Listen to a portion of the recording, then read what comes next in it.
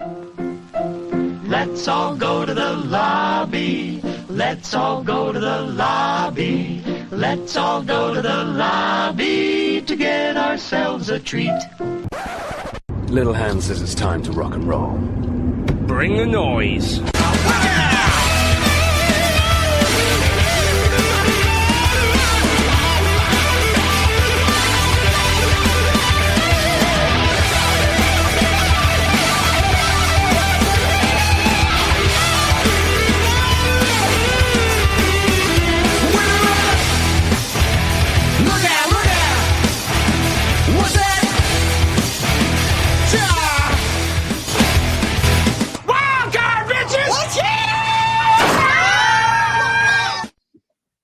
Ladies and gentlemen, welcome to A Wild Card Cinema, Season 2, Episode 4.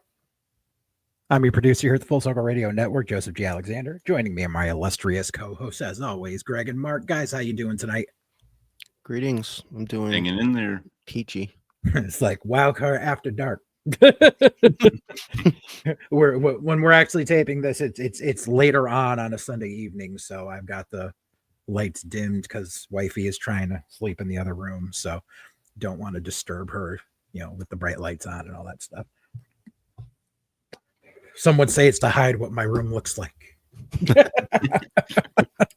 I still see an unstraightened picture. Dude, I straighten that, and then every time the mailman comes and Titus goes jumping from the couch to his chair, it shakes. So I don't even bother. Yeah, right. Likely story. Fake news. Oh, trust me, there's enough fake news in my life lately. But anyways, so yeah, where was I? A little bit of a delay in this episode, but stuff happens. Mark had a little bit of technical difficulties, but we're back on track, and that's all that matters. Yep. So let me just make sure I've got everything pulled up here. For those of you who are familiar with the show, welcome back. Always. For those of you who aren't familiar, you're finding us for the first time on YouTube or on Spotify. We here at Wildcard Cinema, this is a movie-oriented podcast, but it's a little bit different than your typical run-of-the-mill one. So with that, I will go over the little provisos and such that happen as we peruse through each episode. So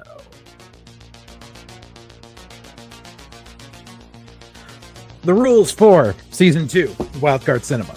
We have 11 episodes total for the season.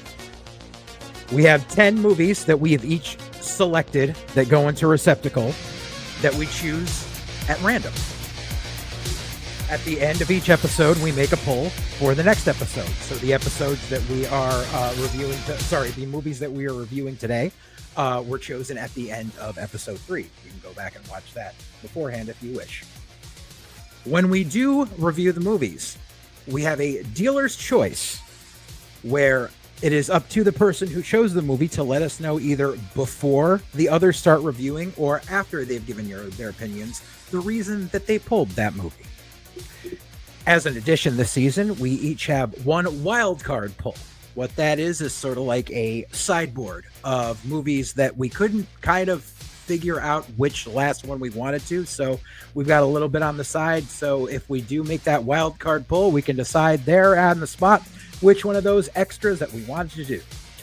And the one major rule of Wildcard Cinema is all movies that we review must be available online in some way, shape, or form, whether it be on a free streaming service, a paid streaming service, or as video on demand. And just so you all know, going forward from here on in, spoilers ahead.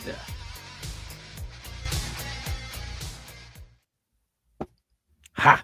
There we go. See, Greg, I didn't forget. All right, so we need to decide who goes first. I think Greg's is the odd man out this week as far as commonality with. Oh no, that's weird. There's two commonalities through these like through two of these movies, and I wrote those down. Movies. Yep. So it's like I said, and that's the luck of the draw. I actually mentioned that in my notes. Right. I was like, luck of the draw, because we've got two movies that deal with a heist, And we've got 2 movies that somehow end up featuring orgies in them. Yep, that's the 2. I wrote that down. Heist is a loose term. Yeah, right. True. Yeah, for Bottle Rocket. Very true. Well, so how about we start with yours, Greg? Sure. All right, your selection for the week was 19 was it 90? 96. 96. 1996 is Bottle Rocket. all right.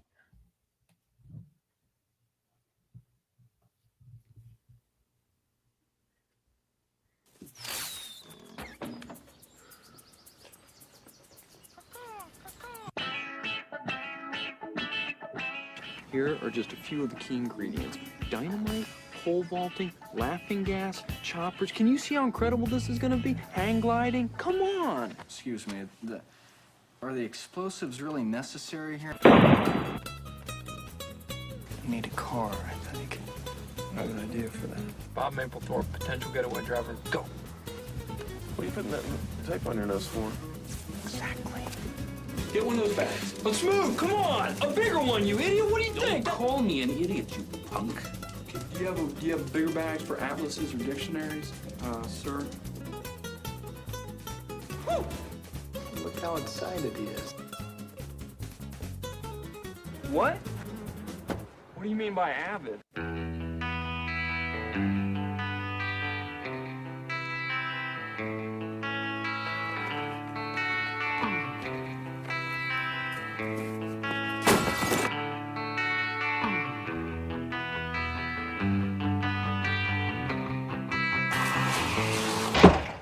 Let's go.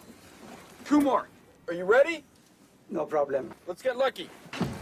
You in the army, yes? No, I just had short hair.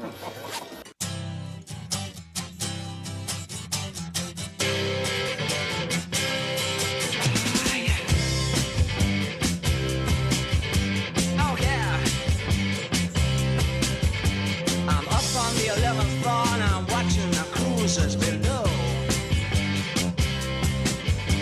It's down on the street and it's dry. And Bob, remember, shield me from the bullets. They won't shoot civilians.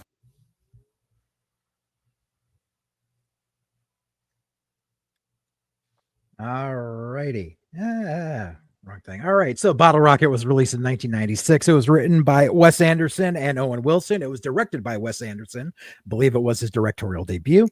Starring Luke Wilson, Owen Wilson, James Caan. On a budget of $5 million, it pulled in a box office of $560,069. Nice. The synopsis is, upon his release from a mental hospital following a nervous breakdown, the directionless Anthony joins his friend Dignan, who seems far less sane than the former. Dignan has hatched a harebrained scheme for an as yet unspecified crime spree that somehow involves his former boss, the supposedly legendary Mr. Henry. All right, Greg, dealer's choice. I'll go first. All right. This was in my Letterboxd top 4 favorites for a long time. It's my favorite Wes Anderson movie, probably because it's his most movie of a movie. Yeah. I think I really like Wes Anderson, but I wish he would kind of get back to just making a movie that isn't framed in like 6 different ways. Like, you know, he's gotten into like, you know, Grand Budapest is a great movie, but it's told in flashback, and when the flashback is going, it's 4:3. And you know, French Dispatch, which I've only seen once, was, you know, pretty solid, but you know, the newspaper telling stories, and then the last movie is like a play within a movie within a play within something. Just make a movie. It's a point. Like, I don't know. So, yeah, I don't know. I just think it's really, really, really funny. Some of the lines are just, I have a lot of them written down, but I remember watching this for the first time in college, and it was on a night that we would, you know, get stoned and watch movies, and it wasn't translating at all because it's like just a little too clever. And I remember when they robbed their parents' house, me me and my friend were just like, we don't understand. We were like, what's going on? My friend was like, they robbed their own house, and we're like, what? Okay, we're not getting this. It's definitely not. It's definitely not a movie where you could just, you know, it's not the typical later '90s comedy, like a Road Trip and I mean, I'm not bashing those. I love those Road Trip and movies like that. But you can't really totally turn your brain off. You got to think about it a little bit. But yeah, I don't know. I've always loved it. So. Cool. Joe, do you care to go first? Sure. Okay. I actually, this isn't my first time seeing it because I remember seeking it out for a very odd reason back in 2009. It just so happened to be the year the Criterion Collection released it on DVD, which I wasn't aware of, but there was literally only one reason I knew what this movie was and sought it out, and I'm going to be showing my age by playing this clip. What's up, no talkers? Keep on. No talking. I blew it, man. I lose my touch.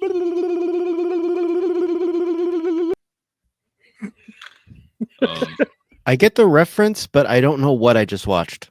Homestar Runner. Homestar Runner, right? Yeah. I've never heard of that in my entire life. Homestar Runner it's still going today, but Homestar Runner was it's old school. It was a Flash cartoon site, and that was one of the Halloween episodes where everyone's dressed, and Hamsar was dressed as Kumar. And and because what happened was the dude who was dressed as a Joker, they're a Strong Bad, and he would have a weekly segment called Strong Bad's Emails, where like people would send in and he would answer them. And there was one time where someone mistyped Homestar's name, and they said, if you hate Hamsar so much, why don't you just kill him? And so they made this fake looking character that looked like Homestar, but was just like and named him Hamsar. And he's like the Great Gazoo. He makes no sense. He doesn't exist in this reality, and he just does dumb shit and say dumb shit.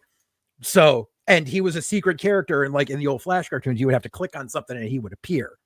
So, like in that cartoon, you had to click on the dude's Thundercats belt, and all of a sudden he would drop down and do that. Luckily, it's on YouTube now, so you don't have to. Yeah, Homestar was a thing in college. I can't believe it's still around. Homestar10.net. It's .com. It was funny. So the that's why you sought out this movie, because of that. Yes.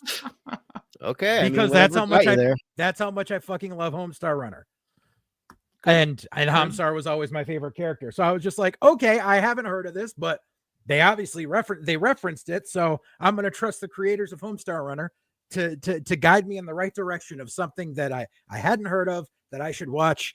And I watched it back in 2009, and I did not enjoy it. And so I haven't watched it since 2009, and I popped it on, and I watched it again, and I still don't enjoy it. Wow. Okay. It's funny too, because like wifey was sitting here as I started watching it, and like the second she sees yellow, she's like, "This is a Wes Anderson movie, isn't it?" Yeah, it's funny though.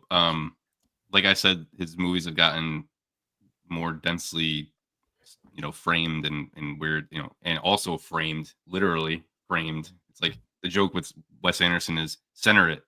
So yeah, and I like Wes Anderson films. I like that. Like I'm not saying I hate Wes Anderson. This is my least favorite Wes Anderson film. Oh wow. Really? Okay. Yeah. No, I do think that this is also his least like Wes Anderson-y film all around. Right. I agree.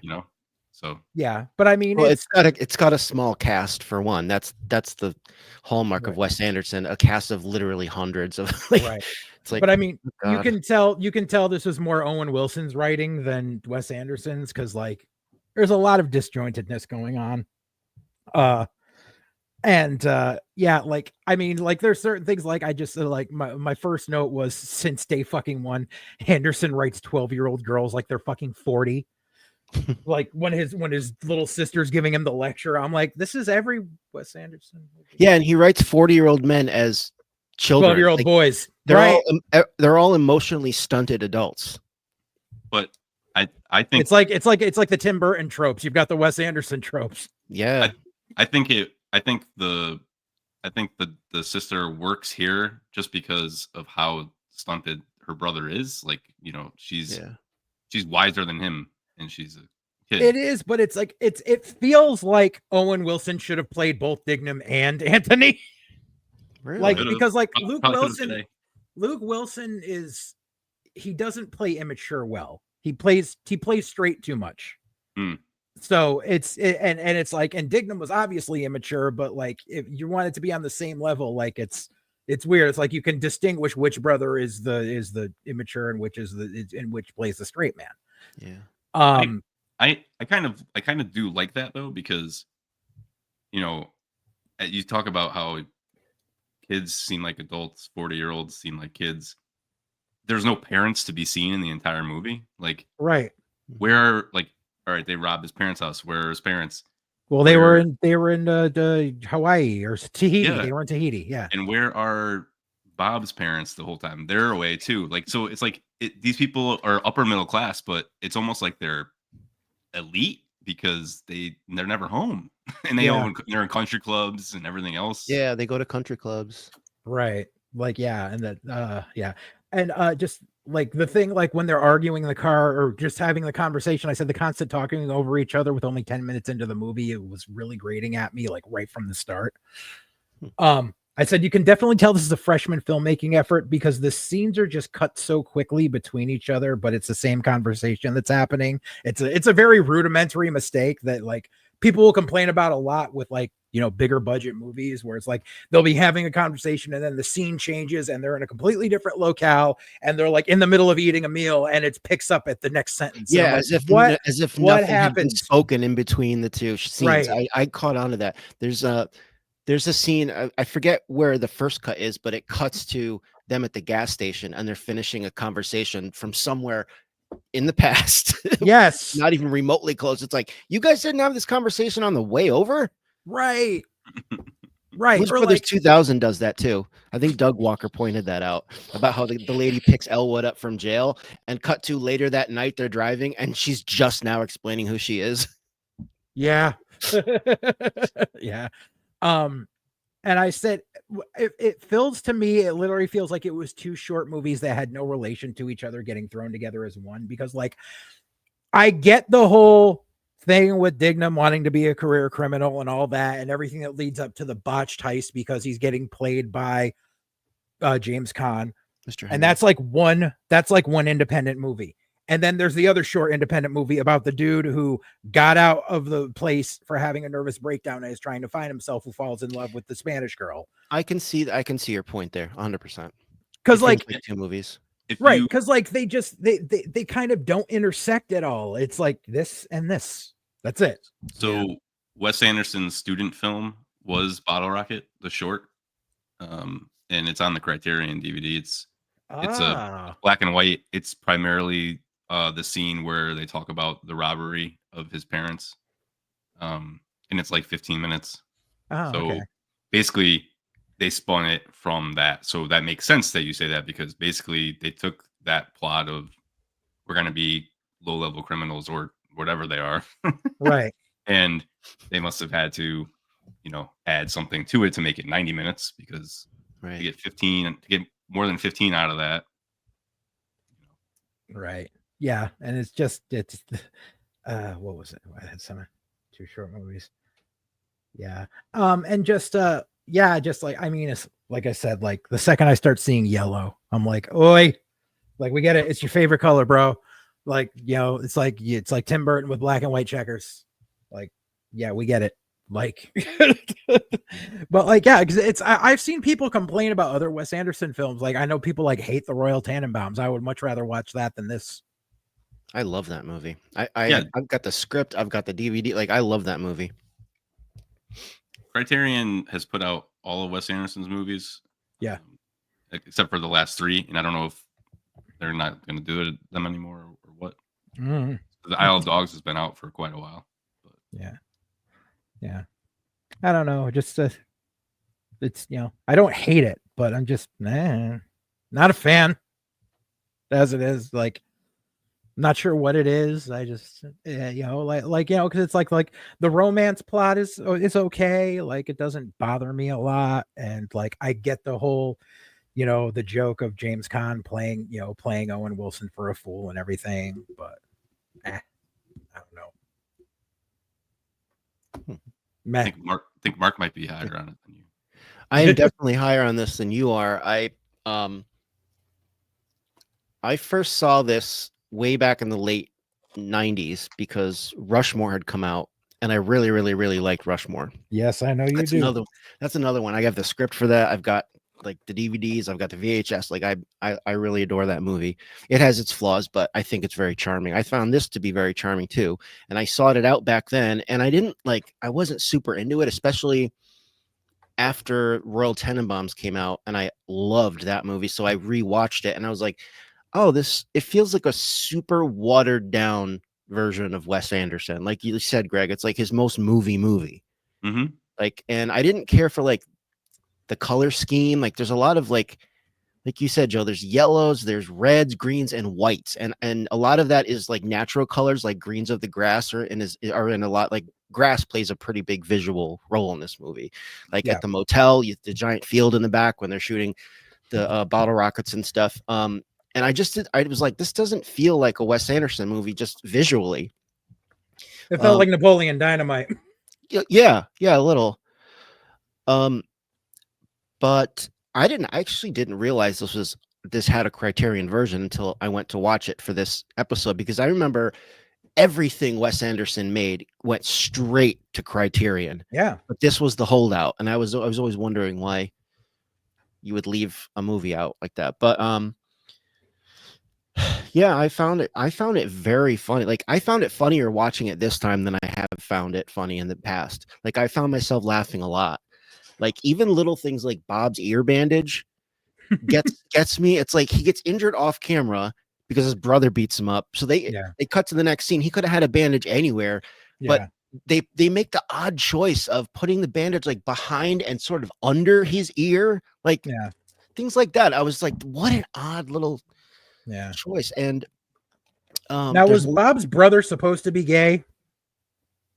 Like, were we supposed to get that impression? I didn't even consider it. So. I feel like the whole thing was like there was a hidden subtext there of the friend that's always with him is secretly his boyfriend, and that's why he just beats the shit out of his Bob all the time, because he's taking out the fact that he's in the closet on his brother. Oh, Future Man. Future Man is the third Wilson brother, correct? Yeah, you can just close your eyes and listen to all three of them talk at the same time. You can hear the resemblance. Yeah. Let's see what else. The other thing that kind of irked me was they've got these rich ass parents, but both brothers drive like these older like granted, one's a Mercedes, but it's like a beat up mid 70s Mercedes, and this is the 90s. Like you can tell that they didn't have a budget for the movie, but they still wanted to like portray like, oh, it's a rich family. Right. But it just I knew someone that had a mid 70s Mercedes in the 80s, and they were a fucking bum. Like I will say for quote unquote low budget, $5 million back then for a first time filmmaker is quite a lot. And I've always wondered how they've got James Caan in this movie, and a lot of the song rights, specifically the Rolling Stones song. Yeah. And because it's the whole song. Right. And it's probably due to a lot of that $5 million going to James Caan / music. Right. It's probably what happened. I will say James Caan, fantastic in this film. Yeah. He's great. He's hilarious. Yeah. That gator tooth necklace that he wears gets me. All of it. All of it. God. When he's practicing judo. Like I honestly feel like they wrote that for Gary Busey. Oh, I can see that. Maybe you can probably find out, because it's pretty well known that they tried to get Gene Wilder to be Royal Tenenbaum, and he wouldn't do it. Yeah. They've talked about that a lot of times. Yeah. So we could probably find that out and do some diving. Yeah. I know it was hard trying to find trivia on this thing. My brother's favorite director is Wes Anderson. His favorite movie is Rushmore. So really, he has a lot of books about Wes Anderson. So I could probably find out some more. I maybe should have done research beforehand. I remember Mark making me go see Leaving Providence because of how much he loved Rushmore. That's the Farrelly brothers. Yeah, I know, but because it had Jason Schwartzman in it and he was in Rushmore. Oh, I don't even remember that he's in that movie because it's been so long since I've seen it. I had never even heard of it.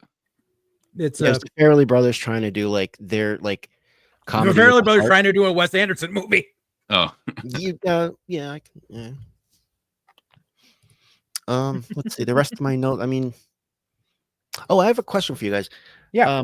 Well, for Greg, probably primarily because you like this movie and have seen it more than Joe has, I assume. Yep. I always wondered. There's a scene in Bob's house after the bookstore robbery. Yep, I know what I wrote it down. And in the background, you can see flashing cop lights away in the distance. Do you guys think that was a deleted scene, or do you think that was an accident? Like, what?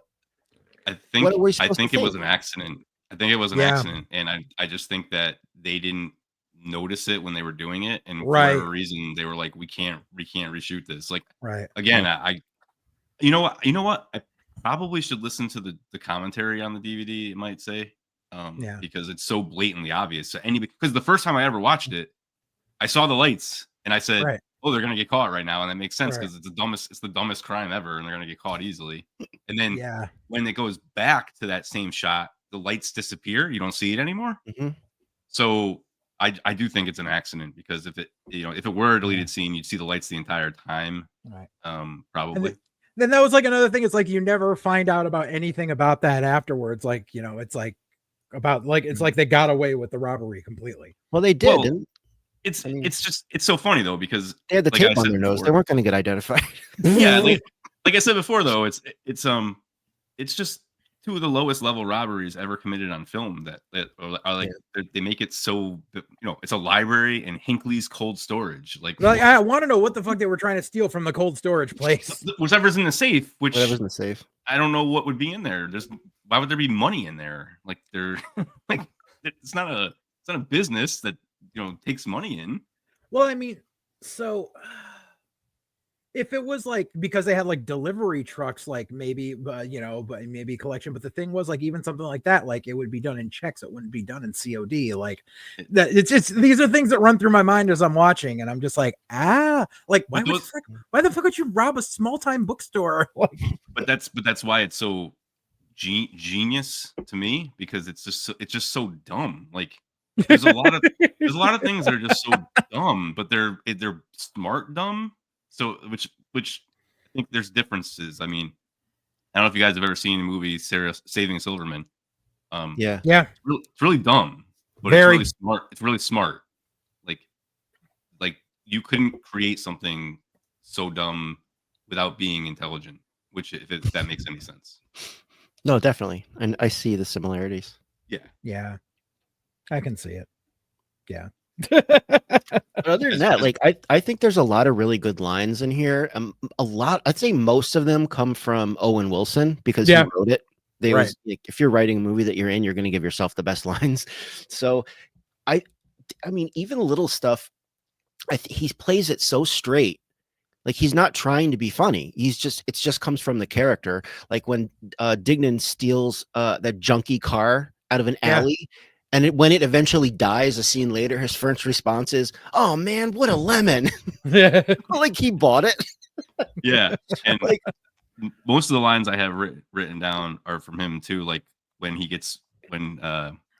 Anthony's telling him that his sister said, "Exhaustion. You haven't worked a day in your life. How can you be exhausted?" And he just says he goes, "Grace, what has she ever accomplished in her life? It's so great, man."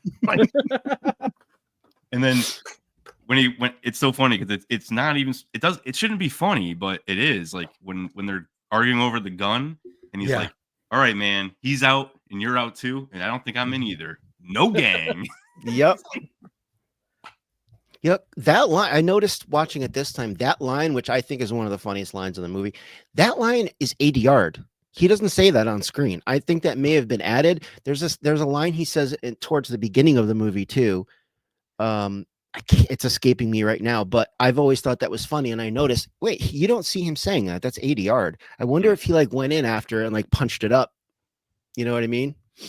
Like Tommy Wiseau. Everyone always loves the line "On the run from Johnny Law, ain't no trip to Cleveland," which makes no sense either, but it's still hilarious. So yeah. So I honestly was expecting like when he finally like is able to call the Paraguayan girl back, like I thought thought she would be like, I'm pregnant. No. Yeah, that relationship subplot bothered me because it does Went that nowhere. thing. It does that thing that movies do where it's like you meet someone, know them for maybe 24 hours, and it's, oh, tell him I love him. It's like, what? I mean, listen. What? I do tell him I love him. I do. What's think his last name? That was a good dick appointment. Okay. I do think it's worth it just to get the joke. You're just trash. You're trash in the wind. Like that's not what you're saying at all. Sounds better in Spanish. You're like trash. You like paper. You know what I thought?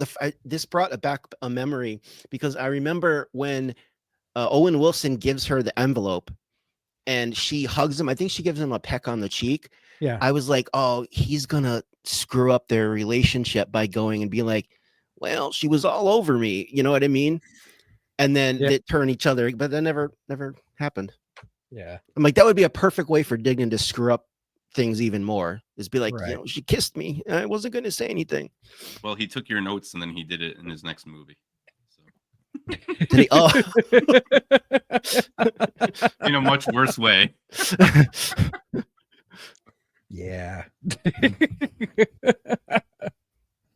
Oh God. Yeah. What else did I have on this?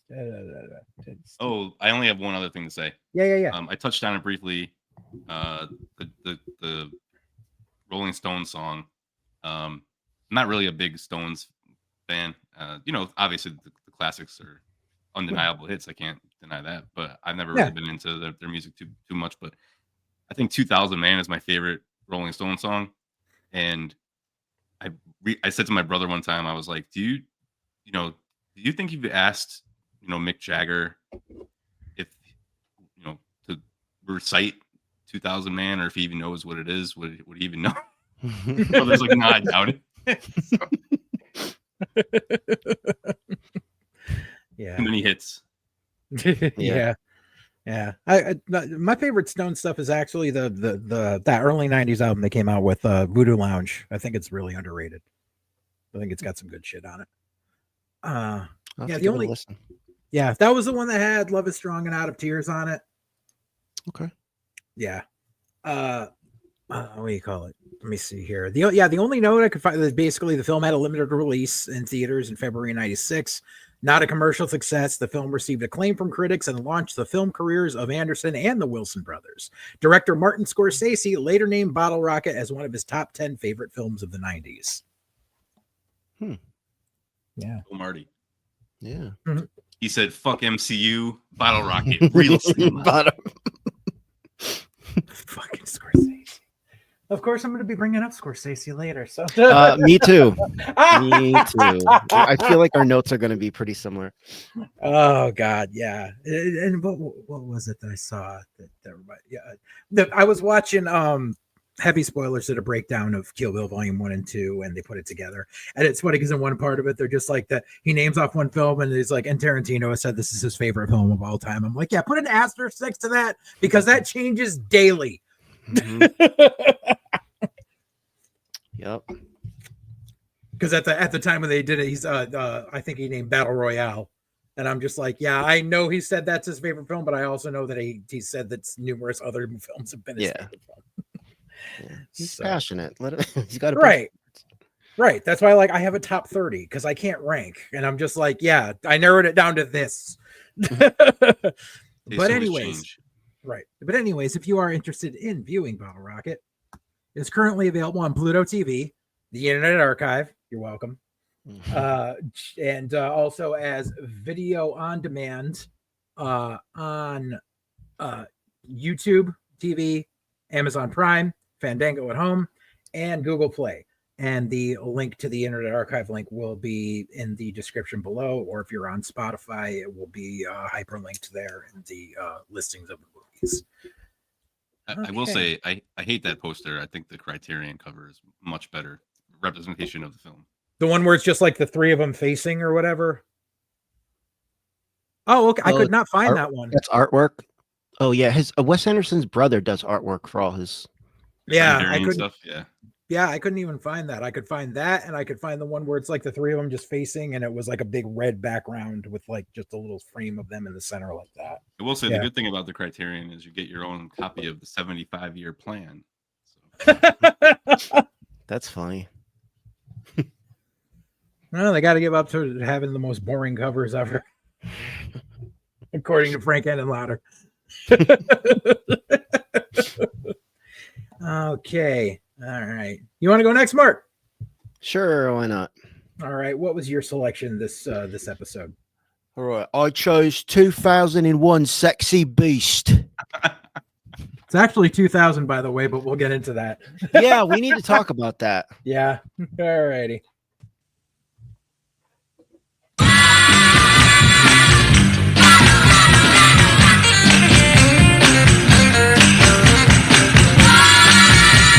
One man's castle.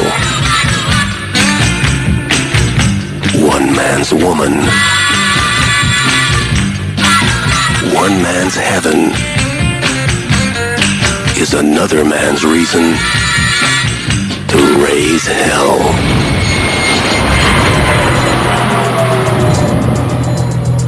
Meet Don Logan. Cigarette.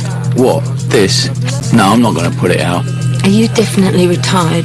Yeah, I'm retired. Why?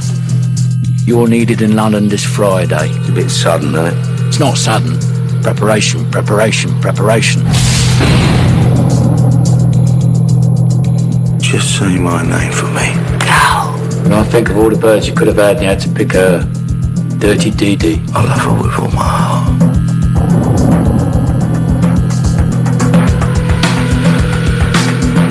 You're the problem, you Dr. White, onkin jam rag, ucking spunk bubble.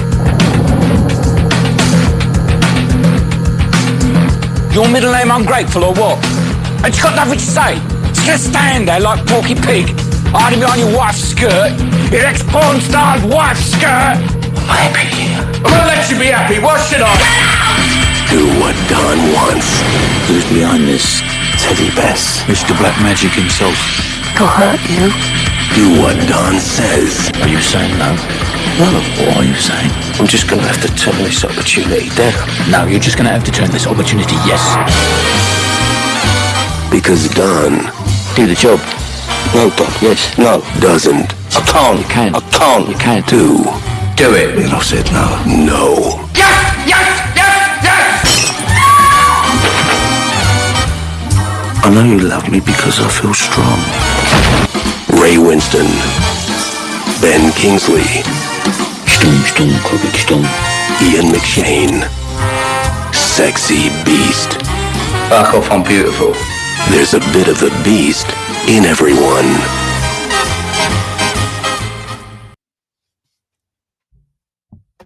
All right. Sexy Beast was originally released in the UK in 2000 before its US release in 2001. It was written by Lewis Mellis and David Sinto, directed by Jonathan Glazer, starring Ray Winstone, Ben Kingsley, and Ian McShane. On a budget of $4.3 million, it pulled in a worldwide box office of $10.2 million. The synopsis is, ex-safecracker Gail Dove has served his time behind bars and is blissfully retired to a Spanish villa paradise with a wife he adores. The ideal is shattered by the arrival of his nemesis, Don Logan, intent on persuading Gail to return to London for one last big job. Dealer's choice, Mark. I'll tell you after. Okay. Greg, since I took the lead on the last one, you want to give your input first? Sure do. Gotta say, guys, I was excited about this episode because, well, I'll tell you about the next one at the next movie, but I haven't seen Sexy Beast since it was sent to me on DVD by Netflix in 2001. Oh, wow. Wow. So I was very happy to have it chosen. It's something that I see referenced a lot. I have a close friend who is also really into movies. We talk about it a lot. But I gotta be honest, rewatching it, I don't remember much after the whole rock in the pool. So nothing past the first 2 minutes of the movie. Well, no, up until I think like Don shows up, pretty much. But I didn't remember that Kingsley was terrific. Which, let's just start. I mean, Jesus Christ, Kingsley is unbelievable. He lost Best Supporting Actor to someone named Jim Broadbent, who I've never heard of, for a movie I've never heard of called Iris, and that's a shame. I know he has Oscars, whatever, but that's robbery in the I don't know 10th degree or whatever, however you call it. And I do want to talk a little bit about Jonathan Glazer, because he's only directed 4 films. The Zone of Interest, which was also nominated, was his last. So 4 films over 24 years is obviously not a lot. And I haven't seen Birth. I know people love it. I haven't seen it. But Under the Skin is really different, interesting. I wish he did more movies, quite honestly. And it's funny because my favorite band is Massive Attack. His first music video was Massive Attack's Karma Coma. And he also did the Virtual Insanity video, which was fucking amazing in high school. Jamiroquai. You got home from school and it was on the what was it called? What was the MTV? TRL? The Cutting Edge. It was called Cutting Edge or something. The alternative. Alternative Nation? Nah, I forget. No. Maybe I'll remember at some point, but I just remember I used to go home and watch music videos like in junior high and high school. Virtual Insanity was like the shit, and he did it. He also did Karma Police, which is another great video. So that fucking video. So if I had a nickel for every time I heard or saw that song in senior year, Jesus. Yeah, but great video though. God, it was so overplayed. Yeah, but again, I think he's a really good filmmaker. I just, I think he could do a lot more. But yeah, man, I was very happy to revisit it. I really liked it a lot. I also like British crime movies. Especially around this time, late 90s, early 2000s. I did have to ask you guys both before I proceed. Did you guys turn subtitles on quickly or not? No, I didn't need them for this. Dude, I had to. It was one of my notes because for some reason none of the open source subtitles files would work. I had to seek out and download an SRT file and link it to it because I was trying for like 20 minutes and I was like, I can't understand a goddamn thing these Cockney bastards are saying. I can still get the gist, but I've realized that in some of these movies and there's a lot of dialogue too. Like, so it's not a lot of flash, it's a lot of dialogue. All right. I felt a lot better once I actually found it. Yeah, like there's a movie that came out last year called How to Have Sex, and same thing. Like 10 minutes in, I was like, all right, I don't care because they're kind of not whatever it is, whatever they're partying, they're doing whatever. And then when like the movie actually got like serious and like I needed to know what was going on, I had to turn on subtitles because I'm like, I can't understand what they're saying. It was fine when it didn't matter when they were just like raving out and partying, but now it matters.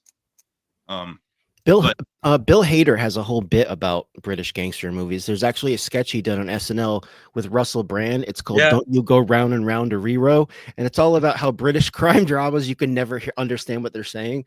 Yeah.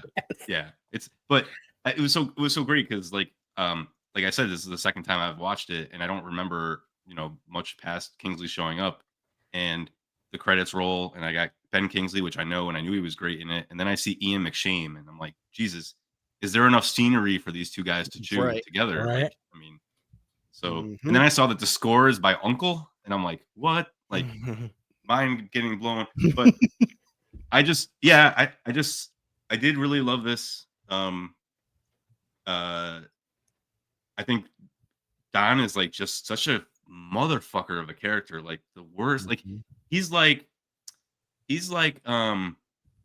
Bigby in Train Spotting, but worse. Like we're somehow worse. Like, and when he starts calling Gal's wife Dirty Dee Dee because she was the next porn star, like such cold-blooded shit. He just is like he's just insane in this movie. I love How about when he's literally laying there dying and he looks over at H's wife and is like, I love you. Like, what a piece of shit. Which is so funny because one of my notes, because I didn't remember the movie after he showed up, I actually wrote down, why don't they just kill Don?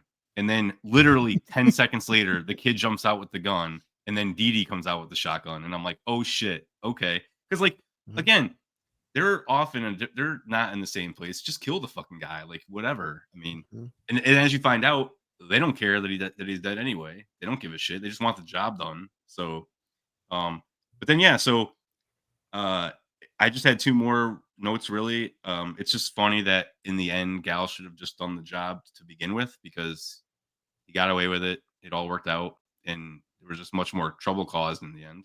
Except all right, well, he got rid of the biggest problem in his life, who would certainly rear his head again in the future. True. I don't know how much time had passed since he saw him. I don't know if they say it or not. But... Oh, I'm not sure. I don't remember. Yeah. 9 years. And then 9 years? 9 years. Oh, okay. And then I said I touched on Glazer's direction again. It's like just terrific. The shot where the car doors open and closes is like unreal.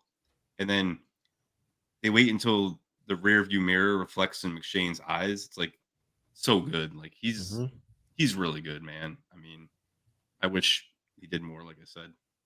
But yeah, I was big fan. I remember I liked it.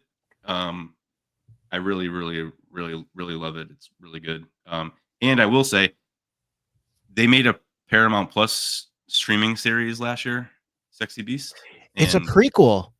See, so right after I finished watching the movie, like last Saturday night, it was around like 1:30. I was like, all right, let me just throw on the show for like 10 minutes. Let me just get a flavor for it. I don't want to invest my time in it totally or anything. But how was it? The opening scene like recreates the scene in the pool. He's like laying in a pool, and they show the overhead shot, and the beer bottles are lined up the exact same way. And I'm like, all right, what is this? And then they pull back, and he's in a small blow up pool on like a flat in London.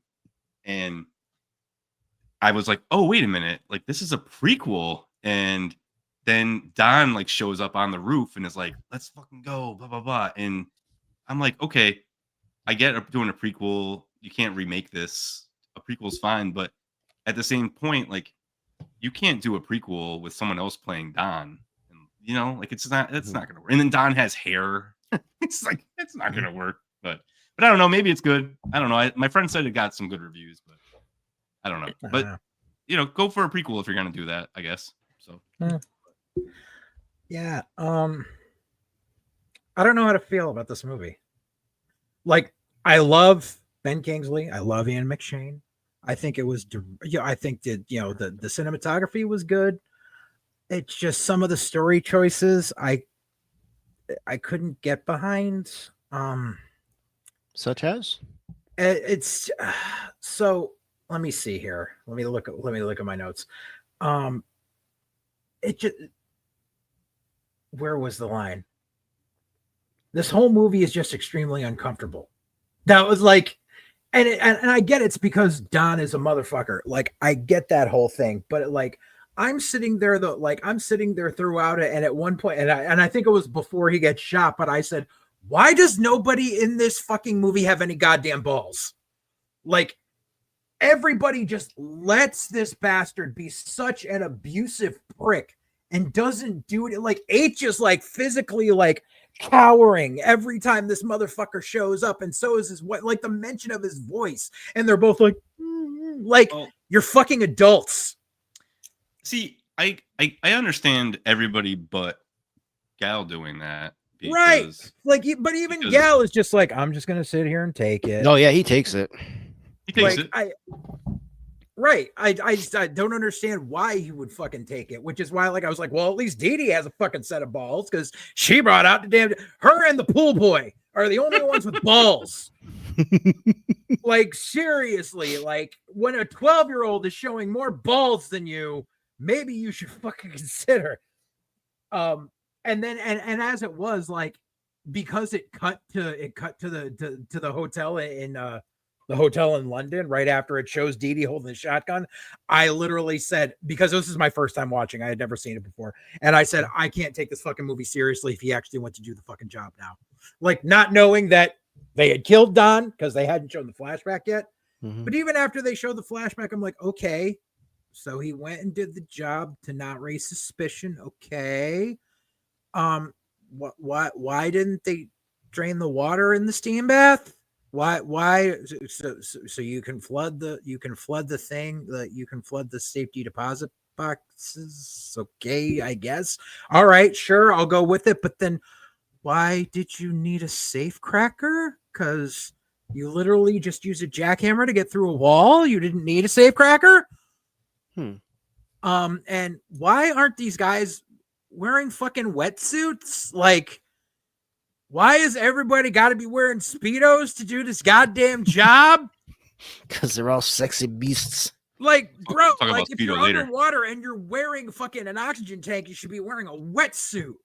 Like, it regulates your body temperature.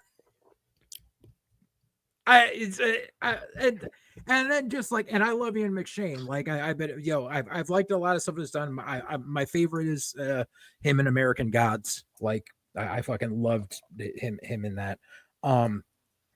But just the fact that it's like, okay, so he knows you killed Don. Then, like, they go to the house of the dude they just ripped off, and he fucking kills him. Why? Why you robbed him? You already got your revenge on him fucking you in the ass. Like, I didn't understand. I don't know why they killed him. Yeah, because, like, okay, I get it. You want to rob him because he took advantage of you sexually. Okay, I get that. But then you rob him and you kill him? Like, okay, fine. And then, like, this dude helped you out and you give him, like, and it's like he did the fucking job and you give him $10 fucking dollars. Like, you are I just think these are ruthless people. These are just really cold-blooded, ruthless people. And I get that, but, like, I'm sorry, but, like, if Don was, he even said, like, Don was worthless to him anyway. So, like, why doesn't this motherfucker get his fucking percentage? Like, seriously, $10 fucking dollars? Like, you're a fucking dick, bro. Like, if I was Gal, I would have shot him in the fucking head right then and there. Like, but it's like, once again, it's like that it made me lead to believe that, like, okay, Gal got rid of one abusive motherfucker, but there's still this other abusive motherfucker that's taking advantage of him. So it's a never-ending cycle. And so it's like that's why it's like he keeps seeing the embodiment of the beast that he can't get rid of, which is obviously like his criminal past. And it's like he thinks that, the beast is buried with Don. It's obviously not, because Ian McShane is still alive and doing shit, and he will find you. So, like, you've solved nothing in the long run. Well, I don't think Ian McShane is going to try to track him down. I think he just used him for this job. Until he needs him for another job. Yeah, but I also thought that he brought him to see... Actually, I don't think he brought him there, but when he kills the guy, now Gal has something to hold over him. So I don't know if he can just always do that. Maybe. I don't know. It just felt odd. Didn't he leave Gal's fingerprints on one of the whiskey glasses? Oh, yeah. I didn't think about that. Yep, he got him to touch the whiskey glass. Right. So he probably set him up, but he's gonna go to back where he was anyway, and hopefully just disappear.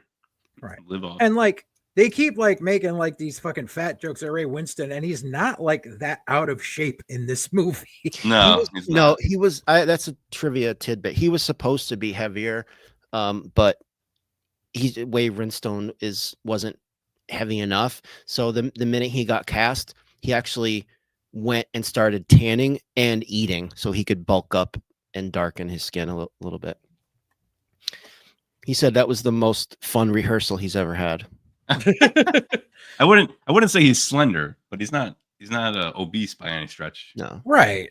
But yeah, I think they're trying to like insinuate that they're suggesting that maybe he used to be really fit. Yeah. And that now he's getting put on a little bit of weight or whatever. Now that he's retired. I think that's all that was.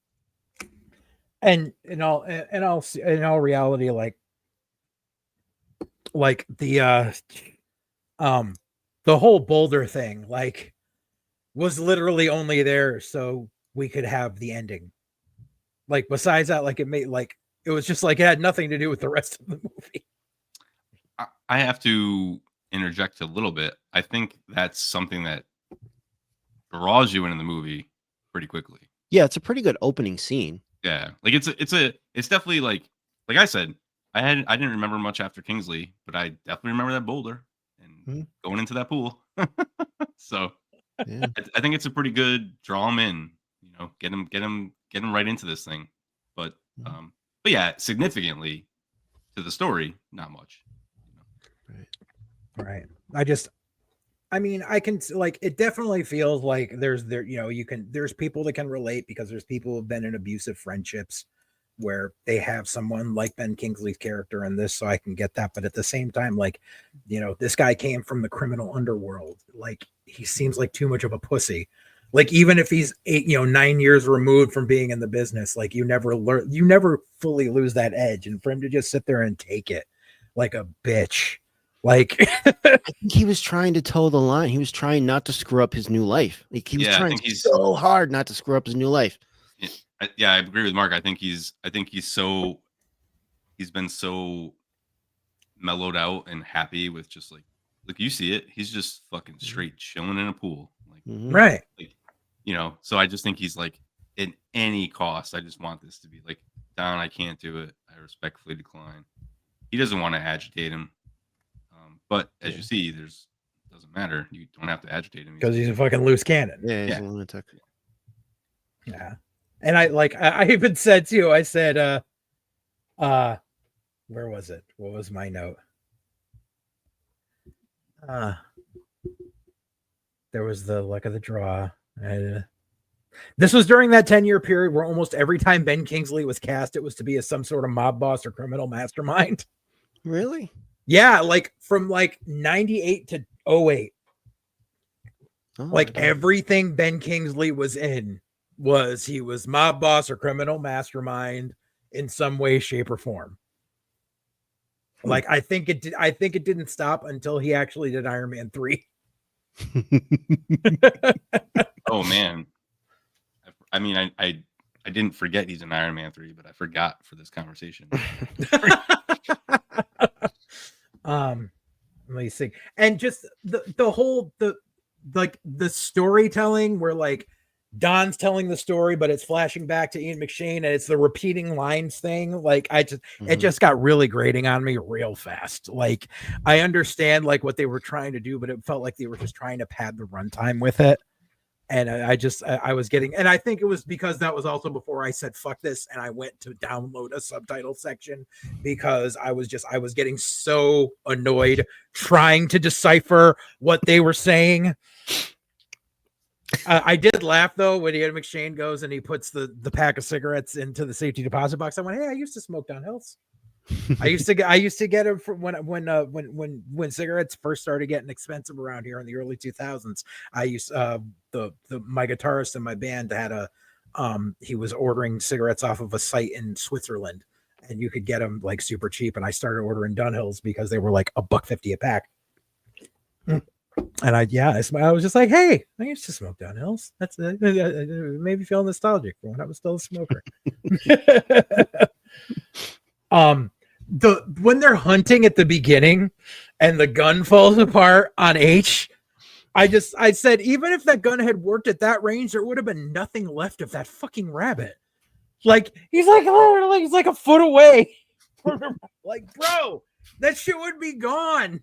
You're using a freaking Red Ryder freaking rifle. Like, That shit would have been gone. When he's going off about how he fucked H's wife in the kitchen, I'm like, I'm pretty sure they can hear you in the other room. Like the acoustics of that villa are pretty on point. Oh yeah.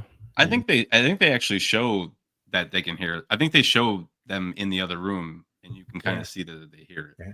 And I said if this movie had literally been made 2 years later, the movie would have been just over after the airplane scene, because Don would have been freaking in jail for terrorism. I'm not fucking putting it out. Let's see. Danny, I said water from the bat. Yeah. That airport scene, by the way, was the first scene that was filmed for this. Yeah, I was just like that. Yeah, I mean, I was happy to see him get his comeuppance, like, and then like it was funny how it's like the Beast and him, like, underneath the pool at the end, and he still got a cigarette and everything. I'm like, okay, that's a nice touch. Like I said, I didn't hate the movie, I just felt uncomfortable watching it at times, and I was like, I wanted to like throw stuff at the TV, but I love the actors involved. And just I wasn't happy with some of the decisions, but it was all right. So what's the reason, Mark? Well, I picked this because I love this movie so much, and I love Ben Kingsley, and I really was interested to hear what you guys both had to say about it, good or bad. I haven't watched it in a while, and rewatching it, I just was so overjoyed watching it again. I was like, oh, I forgot how much I freaking love this movie. And one of the main things I love about it is the acting. And I want to talk about the acting a little bit, because these actors, Gal and Dee Dee in particular, have so much chemistry. You can see on their faces how much they love each other, unconditionally, and all the suffering they've been through together. And these actors never met each other before day one of filming. There was no rehearsal, and that blows my freaking mind. This is acting on a level that we're not used to seeing. And Ben Kingsley, the fact that he did not get that Oscar, I mean, Oscars are overrated, and I have my own opinions about the merits of awards. You got to take out ads. Yeah. I just watched Tropic Thunder again the other night. These studios put millions of dollars into campaigns to get these actors nominated. It's a racket. Yeah, the only thing I want to interject, because of my friend and I, my movie loving friend and I also have arguments about, they don't matter. They only matter to the people that need more opportunity in the industry. That's all they matter to, So actually, I'm going to talk about the Oscars when we talk about our next movie. So okay. I just really thought that it's something that should be seen more. It kind of flew under the radar, unless you were like a really, if you're into the actors, these guys are, I wouldn't call any of them really famous aside from arguably Ben Kingsley in America. I mean, yeah. Oh no, Ian McShane was kind of. Well, now he is, but back then, I don't know about then. I don't remember seeing him on the scene that much. Maybe that just I was. When sheltered. did Deadwood start? After that. Oh, way. Oh, okay. Actually, not way after, because I was living in New Britain at the time. So yeah, I think his brother was more popular at the time than he was. I think like Deadwood started in 2003 or 2005. Oh, I thought it was like more like 2007 or something. No, because I was already like out of my place in New Britain when Deadwood was either already done or almost done. So okay, but yeah, it was really Deadwood that broke McShane like stateside for sure. Mm-hmm. Yeah. So, and also the fact that Ben Kingsley based the character of Don Logan on his grandmother, because his grandmother, he's talked about this, his grandmother was such a miserable, evil person that terrified him when he was a child, that he's like, I've got to turn that woman into a character before I die. And he did it. And he pulled it off. Amazing. Yeah, Deadwood was 2004 to 6. Oh, okay. All okay. Right. All right. I just know that like he was like, yeah, a lot of people liked him for that. But yeah, I felt like, yeah, because I like some of the stuff that, and this was before like he started like being Ian McShane, if you know what I mean. Like he kind of like has that kind of same cadence in his voice and everything he didn't hear. If you like Ian McShane, watch the movie. You just gotta nope, you're still muted. Can you hear me now? There you go. Yes, there you are. Have you guys you should watch the movie Hot Rod. Yes. Yeah. Where he plays Andy Samberg's stepfather. He'll kick your ass. Amazing. Never sneak up on a man who's been in a chemical fire. I guess I gotta scratch Hot Rod off the possible list there now. Wow. Hot Rod is pretty amazing. Yeah. No, like I said, I'm a big fan of him in American Gods. I think he did really well in that series. Haven't seen it. I thought he was incredible. I just didn't like the series. Didn't care for it. It's on the Plex drive if you ever want to watch it, because it was a Showtime series. I think it was because I read the book and I actually liked how it differed from the book in a lot of ways. So it got canceled after 2 seasons, right? Yeah. I think I almost started watching it when it was as it was. The book was short enough for only 1 season, so for them to have gotten 2 was actually kind of good. Okay. But I dug him in it, playing. You find out like a few episodes in, he plays Odin, but they call him Mr. Wednesday. But yeah, I really liked him in that. I think a lot of actors like really got to like show their chops in that series. Orlando, what do you call it? Or Orlando Jones from Mad TV. He was really good in that. Oh yeah. What? Yeah. What? Emily Browning didn't flex her muscles in that? Not to bash Emily Browning. I'm just kidding. Yeah. But yeah. Like I said, I mean, I might go back to it on another occasion. Like I said, I didn't hate it. I don't know. I just felt uncomfortable at times. And I mean, granted, there's a couple of selections in my jar that we haven't gotten to that I'm sure are going to make you guys feel uncomfortable. So, I felt uncomfortable with this week's selection coming up. Hey, if you don't want to feel uncomfortable, don't watch Jonathan Glazer's Zone of Interest. Oh, okay.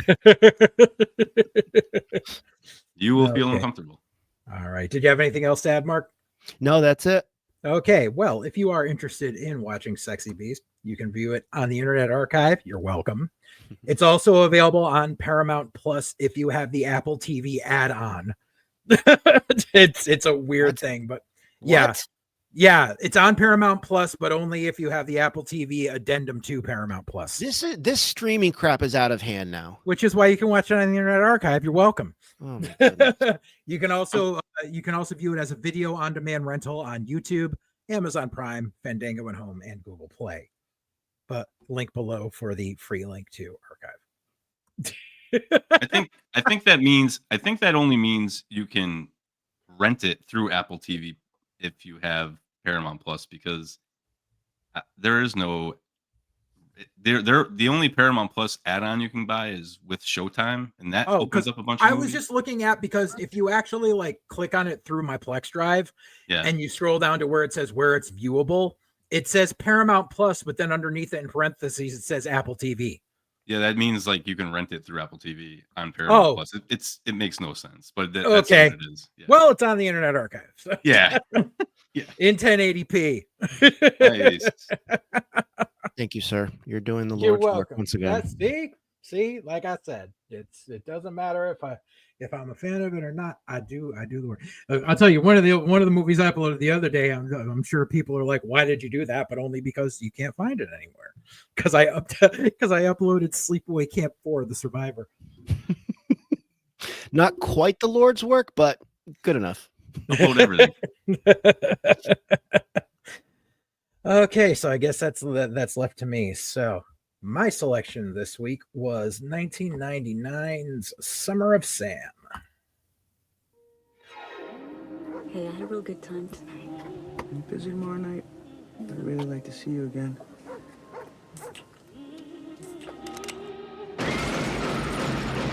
There was something in the air. You danced so great tonight, baby. Because you're beautiful. New York City, 1977. Is that Richie? What's happening, guys? You come back to the neighborhood looking like a freak. You're supposed to be okay with that? A time of endless possibilities. You want to be my dog? A naughty girl. And serial hysteria. Double homicide. Police received a letter from the .44 caliber killer, calling himself the Son of Sam. What happened? I just saw the body. I am the monster, Beelzebub. In one hot summer. He's a victim 6 and 7. In one neighborhood. Vinny saw the dead bodies last night. Saw the bodies? Between friends and lovers.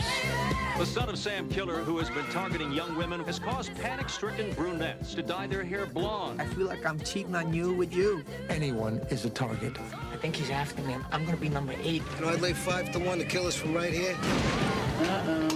And everyone is a suspect. It's a blackout. We understand that the lights are out. You stay in your house, lock your doors. City that never sleeps has come to a standstill. I know who the killer is. Reggie Jackson. What the matter with you? What kind of gun did the killer use? 44 caliber, right? What's Reggie's number? 44. Richie's the Son of Sam. They think he's the Son of Sam, the 44 caliber killer. Vinny, stop it! Nobody gets in my neighborhood without me knowing it. You think I'm the Son of Sam? Everybody's got 2 personalities, man. A Spike Lee joint. Son of Sam, come and get me! John Leguizamo, Adrian Brody, Mira Sorvino, Jennifer Esposito, and Ben Gazzara. That psycho is gonna have no place to hide. In 1977, the summer belonged to Sam.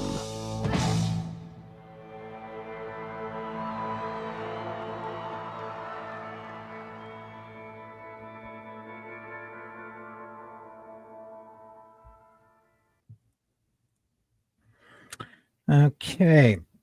Released in 1999, Summer of Sam was written by Victor Colicchio and Michael Imperioli.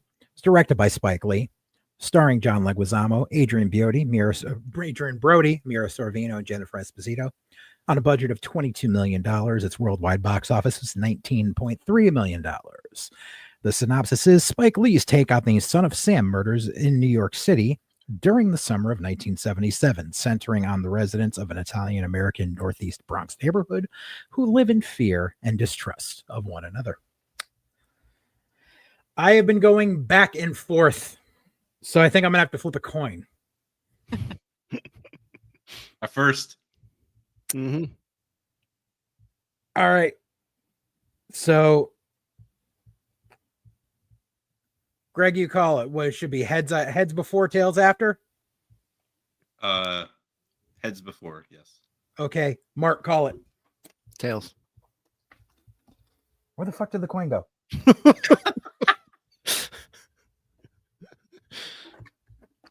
Probably not the thing to do with visual impairment. Yeah. Darkness is. Darkness is. Darkness is spreading.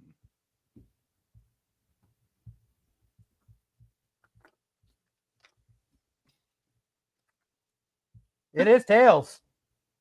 After. After. Okay. All right. Well, then I will let you gentlemen start talking. Mark can go first. He hasn't gone first yet tonight. Oh, yes. Okay. All right. Let me start off by saying I do not like this film. I think the acting is stellar. That's about all I can say. This feels like Spike Lee's attempt at a Scorsese film. There's lots of tracking shots from behind people who are walking into or through nightclubs, things like that. There's way too long. This movie has, or film or whatever you want, serious pacing issues. I guess it could be argued that it's like a quote hangout picture where you're just kind of hanging out with these characters the whole time. Kind of like Once Upon a Time in Hollywood, which I just actually watched again the other night, and that's how you make a hangout picture. So I wouldn't even consider Summer of Sam a hangout picture. I'd love to know how this movie did not get an NC-17 rating. I know how. Because a good 40% of the runtime is just prolonged sex scenes. Prolonged. I can tell you exactly why it didn't get an NC-17 rating. Go for it. Because it originally did get an NC-17, and they had to cut 2 minutes from the Plato's retreat scene to get it down to rated R. Wow. Is there? Can I? Before we go on, is there that much sex really? Because I don't. I know there's that one like orgy-ish scene. And I mean, there's the sex scene in the beauty salon. There's the sex scene in the car at the beginning. There's the sex scene. There's with the John Leguizamo and Mira Sorvino in the apartment. And between Adrian Brody and Jennifer Esposito a couple of times. Yeah. The theater, the gay theater. Yeah. It's just nonstop. I guess I don't remember because quite honestly, I don't remember him actually sealing the deal with Jennifer Esposito at all. Because I was you see clips when he talks about how they were doing films, and you see like a couple of quick shots of him doing film with her. Oh, because I was so fixated on him kind of not wanting her, like, you know, when he says you don't have to do that, and then like because he was on dudes. I don't know, like there's 3 fellatio scenes. Yeah. One of which happens off camera that you later learn about when Mira Sorvino is like, yeah, when I kissed you, I could, you know. Yeah. So, yeah. Oh, that was a cunnilingus scene, not a fellatio scene. Okay. Correct. Let's see. What happens when you use gum in place of fucking cough drop? You know what? Could they have cast an actor that looks less like David Berkowitz? That really bothered me. I'm gonna get to Michael Baladuco or Baladucho or whatever. He's wonderful. He's great, but he looks more like Patton Oswalt than David Berkowitz. Yep. David Berkowitz is very striking. They could have cast fucking John Lovitz, and he would have looked more like him. Yeah, I don't know what Berkowitz looks like, so he's got big, giant blue eyes, very sharp. They showed his mugshot during the credits of the movie. Yeah, in the end, which was also weird. Like, you just showed us an entire 2.5-hour movie with this character in it, and now we're seeing photos of the real person, and it's like, who is that?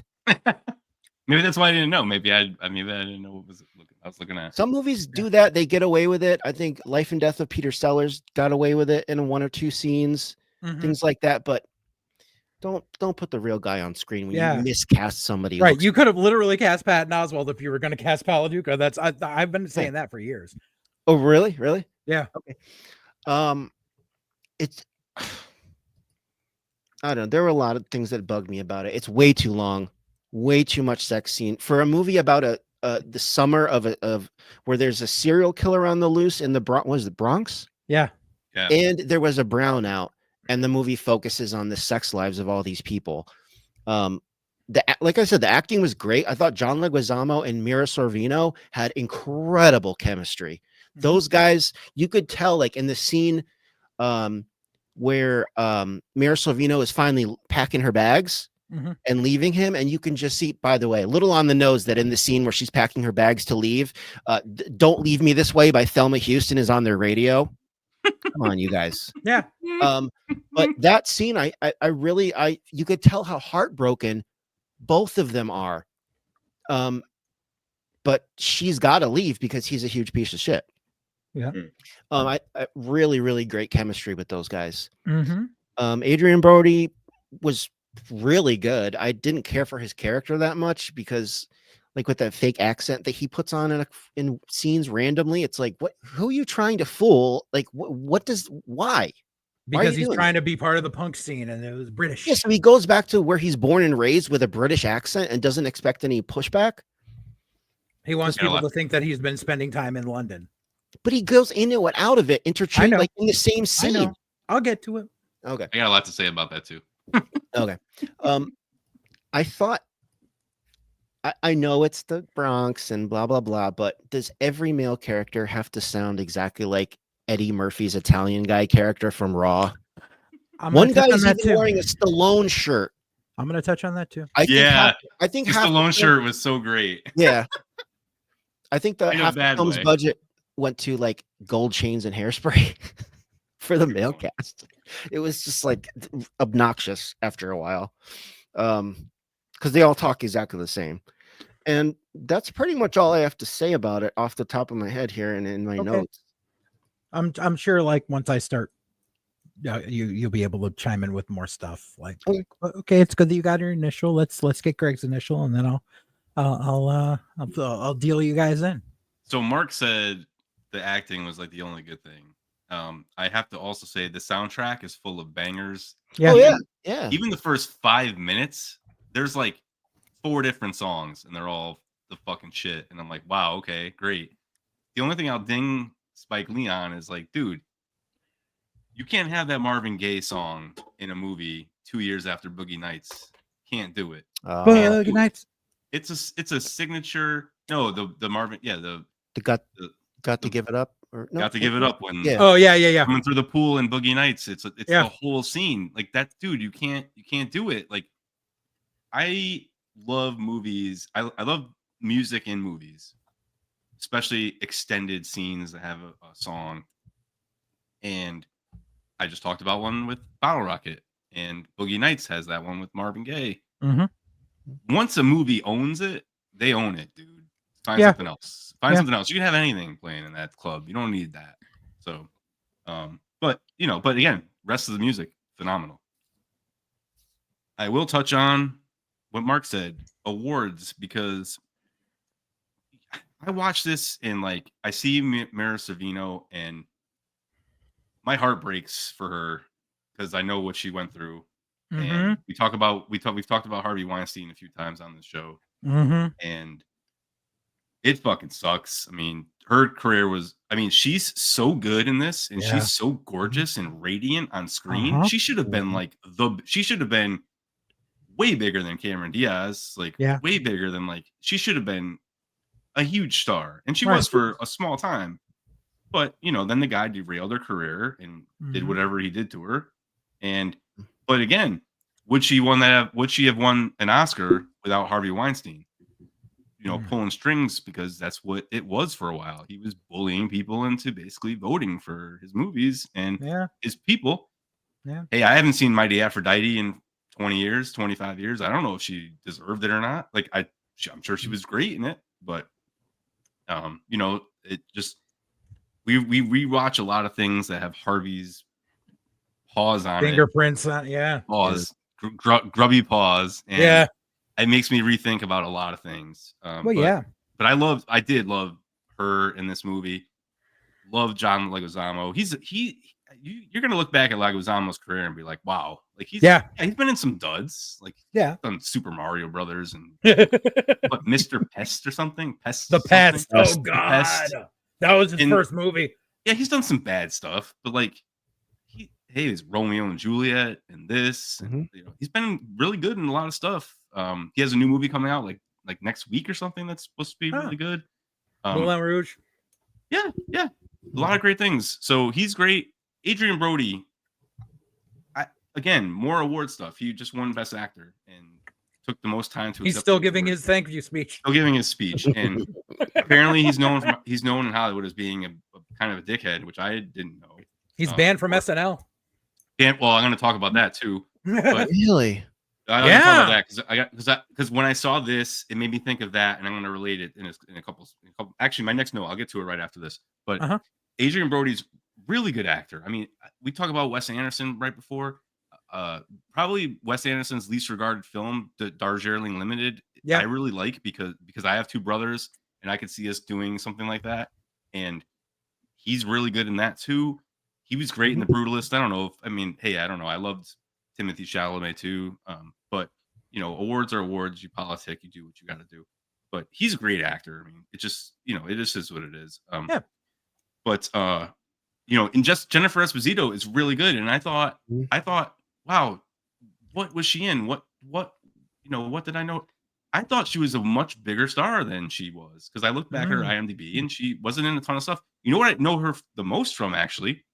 I watched Aquafina's show, Nora from Queens, and she's in it the entire thing. And I was like, and she still looks great. Like, great. So she's doing filmmaking now. Yeah, the cast is just really, really strong. Very good. And then they get you with the character actors that are all Italian, which you get everybody in there. Roadhouse. I did want to touch on Adrian Brody technically being banned from SNL. He says that he wasn't. I don't know what he was. SNL has come out and said he is. Okay, but this movie came out in 2099. 99. He was on SNL in 2004, I think it was 3 or 4. And I saw his spiky hair and his cultural appropriation. And I said, someone on SNL said, you have to introduce Sean Paul like a Jamaican, like you were in that movie, because it's the same thing. He's doing the same thing. He put on dreads. He put on a beater. He put on, and he was like Jamaican and doing the accent. I think he was just doing this, but Jamaican. And word is it was his idea to do that. Well, maybe it was his idea because he thought about the movie and doing it. I don't know. Like it seemed very close to home. Like after I saw it, because I forgot to tell you. I just think it's funny that's why he's banned when years later Lonely Island did the Ross Trent video, which was completely a mock-up of that. I forgot to add that this is the first time I've seen this movie. And also I was excited that it got picked because I had always kind of wanted to see it. I think Spike Lee in the last decade or so, I don't know why he's not recognized as much more storied director. We don't talk about him like we talk about a lot of. I do. Yeah, good. But yeah, I got to echo Mark's sentiment though. This is kind of a mess. Like I didn't really think of Scorsese when I watched it. I thought of Zodiac because it's telling a similar story, but he's filtering Zodiac through Do the Right Thing. So it's Do the Right Thing with a serial killer storyline told in the same neighborhood, except for it's not a black neighborhood. It's a Italian American neighborhood with some Hispanic people. And I even thought the end of the movie where the guy comes out of his house, shoots the gun to get them not to kill Adrian Brody because they would have killed him. Yep. That was the opposite, the antithesis of Radio Raheem dying in Do the Right Thing. Yep. Because they let him die and Do the Right Thing. Yep. This time they come out and they save the guy. They save, And so I just think Spike Lee, and I didn't know he didn't write it, and I didn't know Michael Imperioli was a co-writer. I wonder. And Imperioli was it was actually like autobiographical based on some of his life. So I think it. Spike Lee probably saw what they wrote, said, "Hey, this is similar-ish to Do the Right Thing. I can do something with this." It doesn't come. I don't hate it, but it does not come together. Mark's right; it's way too long. When I try to watch like 2 movies on a Friday after I get back from the theater, and I saw it was 2.5 hours, and I'm like, well, I can't watch another movie then. And it's just it's sprawling, but in a not good way. They could have cut characters out, cut sub stories out. I mean, you got Patti LuPone, and she's reduced to 3 scenes. Yep. One where she shows her boobs, which again is sexualized. I didn't even realize. Yep. And I forgot about that sex scene. Yep. I didn't know Patti LuPone got naked on film. Did not know. One of my notes, didn't know Patti LuPone showed them bazongas. Benny Sabatini. Yeah. So and the last thing I really have to say is it's very of its time, because are there any places anymore where people just hang out outside on the block kicking it? No, maybe down south. I try to get people together once a year on the green again, and it don't work. People don't do this anymore, which again, I know this takes place in the 70s, But and again, Do the Right Thing is the 80s, and it's Right. very reminiscent of it. And I do say, and I think Spike Lee, I don't know, I don't care that he doesn't have a writing credit. There's no way he didn't contribute to this. Oh, he script. did. He did. They just Okay. wouldn't give him a writing credit, but I'll get to it. Because when the woke mobster says, "Oh, you guys are coming to me now, but no one cared about the 20 black people who died in your end of town. Not enough press for you guys, but now you need my help because it's a white person." First of all, no Italian dude in the 70s ever said that to anybody. Right. Not happening. Right. Not happening. That was Spike Lee saying, yeah, everyone was on this guy because it was all white people, but there were 20, 30 people dying in the Bronx that were black. No one gave a shit. And I'm not saying that's not something you should highlight. You should. But you can't tell me a guy that the cops are like, "Hey, I know what you got going on, but we need your help." And then he says, "Well, you didn't care about the..." No, he does not care, because he does not care about them either back then. No way did he. So I just think tonally kind of wonky, didn't totally work. Brody with the cultural appropriation of the spike hair. Listen, you can be into punk music, buy a Clash t-shirt. You can't wear skin tight Britain flag and go back to your crib and your hood and be like, "Yo, what's up, guys?" Nah, that's not. That's why they're busting his balls. That ain't flying. Like, you're not from Britain. I think you missed the part, especially because this was your first time watching it, was he was only back in the neighborhood because he had just gotten evicted from his apartment in the Bowery. Oh, that's fine. But again, like, listen, I liked rap music way more in the 90s than I do now. Yeah, I know. I wasn't dressing like it. You just had to tell me you got to be one with the fade. Yeah, I mean, dude, like, listen, I like the music and whatever. I wasn't. You the reason I got the nickname Biggie J, motherfucker. Yes, sir. Which is all love. And I'm just saying, like, I can understand why people he was around was like, "What is this?" Because you can't lean that hard into it. Buy a Clash t-shirt. It's cool. Mm-hmm. Put a little red in your hair. We're good.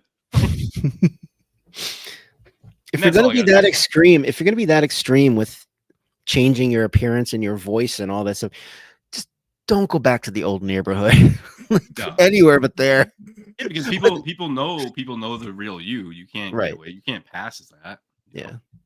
Last thing I missed one note here. Other than I missed the time where the Yankee Red Sox rivalry meant that much, where you got your ass beat in the street. Oh no, dude, that's legit. That's legit. It happened, but not anymore. Not anymore, but all the way up until the mid 90s. I did think the worst part of this movie was the constant going back to Berkowitz in his apartment, like, the same scene over and over. The same. You had to do it one time, the beginning of the movie. That was it. Like, you didn't need to do it ever again. Like, we got it. We understood it. Like, that was it. No, they needed to throw in a talking dog. Let me get to it. Talking dog, voiced by John Turturro. So, yep. Hello, all right, jackass. I think that's all I got. I do have the note, late term abortion, laugh my ass off, with a lot of O's, and I don't know what that is. Was that a lot? Just a line? That was the name of their band. Oh, right. That was the name of the band when they were playing at CBGB. Yeah. Oh, that's funny. That's funny. I gotta say that's funny. All right, so I guess I'm up. Yeah. Okay, so I chose this movie because I have watched this movie numerous times in the past 25 years. I have a love-hate relationship with this movie. There's parts that I absolutely love, and there's parts that I absolutely can't fucking stand, that I will, like, it's weird. It's like, and I'll sit there and watch because I can point out everything, because like I think the actors are amazing. I love the scenery. It's 70s New York, so of course I'm gonna fucking love it. Jimmy Breslin doing the bookends, stuff like that. There's elements here of things that I like, but it is surrounded by so many historical inaccuracies and Spike Lee being racist as a motherfucker. And I just really wanted to talk about it. Because Spike Lee is racist as a motherfucker. And that's the right term. It's not reverse racism, it's racism. And I literally have a list. Okay. Because that's the thing was right from the beginning when this movie was first announced, people said Spike Lee's doing a white movie because it's not, everything he had done up to that was Do the Right Thing, Mo Better Blues, Jungle Fever, Malcolm X, everything. It was like that. So people were a little taken aback by the fact that he was going to do this. So originally the movie was supposed to be called Son of Sam, but they changed it because they thought that it would be glorifying Berkowitz too much. Also, Imperioli was actually... Oh, go ahead. Sorry, I just want to interject. I do think Summer of Sam is a better title Absolutely. because of the way the movie is framed.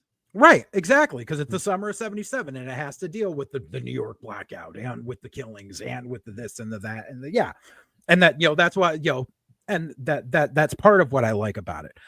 However, so it's just the I don't know where to start on the racism or the inaccuracies. Where do I begin?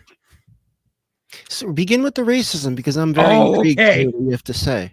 Okay, all right. So you said one of the things already, and that was why does everyone have to sound like Eddie Murphy talking like because that's literally Spike Lee thinks that just like white and Italian, they all sound like this. That like right there, and just the fact that so. Here's some tidbits about the original casting.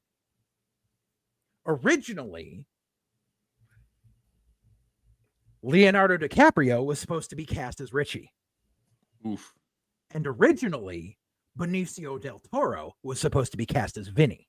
And neither could be locked down.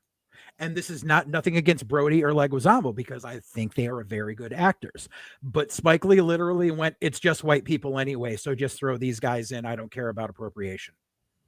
Because Leguizamo is Spanish and Adrian Brody is British.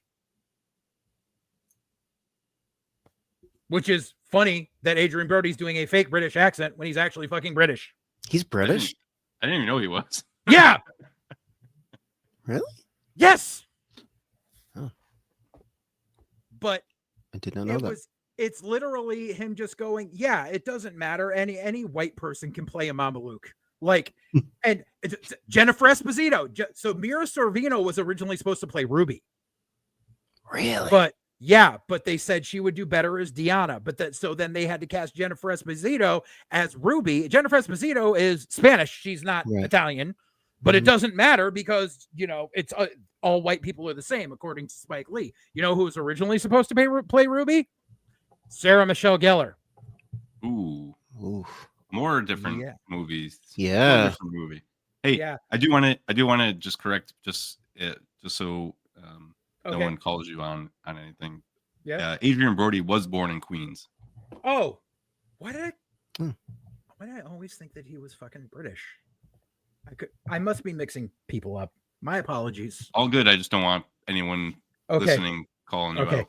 But yeah, so I have a list of Spike Lee racism bits here. So, by the way, technically this is a Disney movie, which I find utterly hilarious. Is it Touchstone?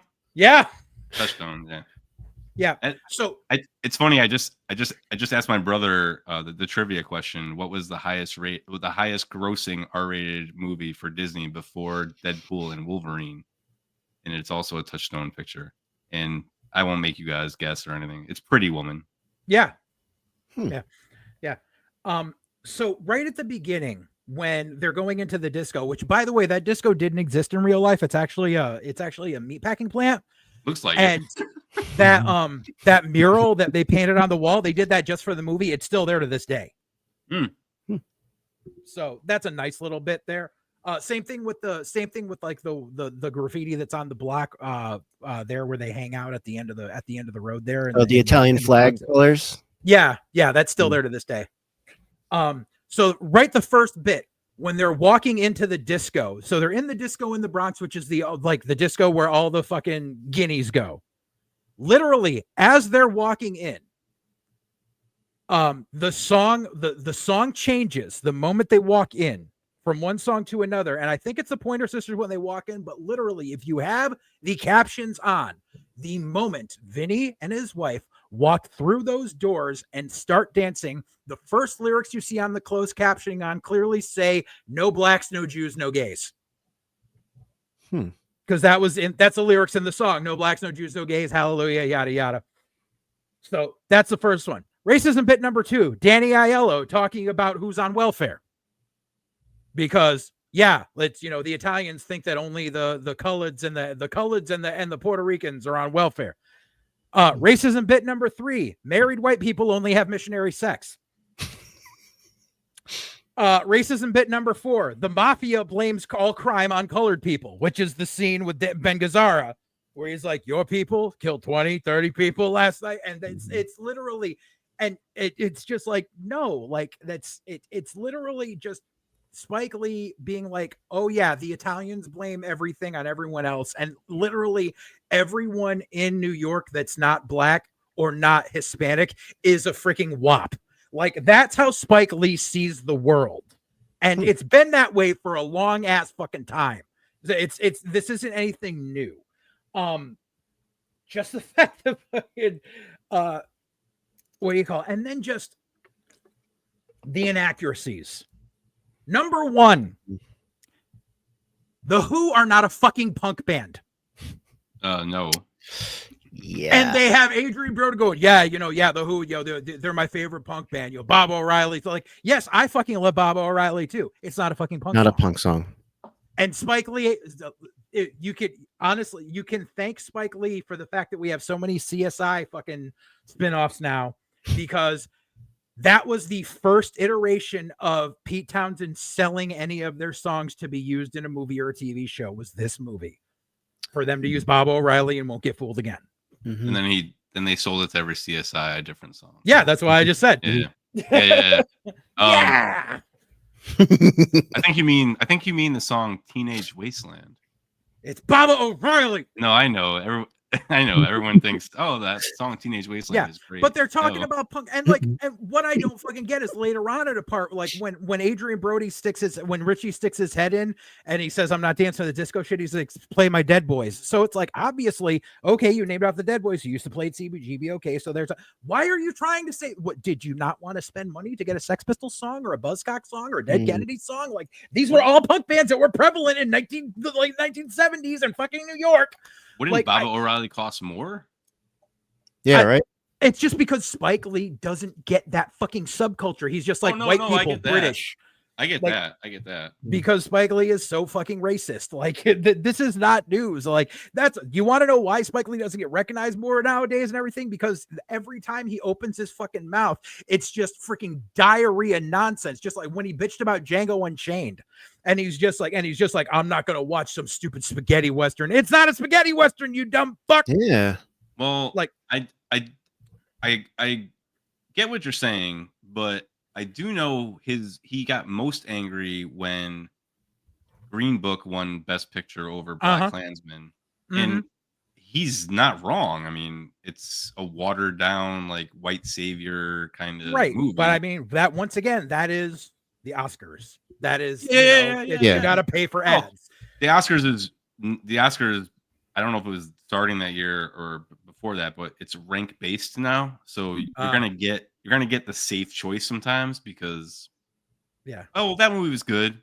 I'll put it at 2 or 3, and then you get 2 or 3 as the winner.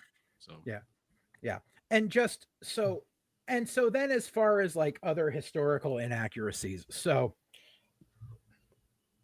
Okay, I got the Who out of the way. That's the big one. Fucking not a big Who fan. No, I like the Who. No, I know. But you can't say that they're fucking punk Yeah, they're and not then try punk. to base like Right. that whole thing around it and actually include CBGB in your fucking movie and actually film in CBGB Yeah. and get this shit wrong.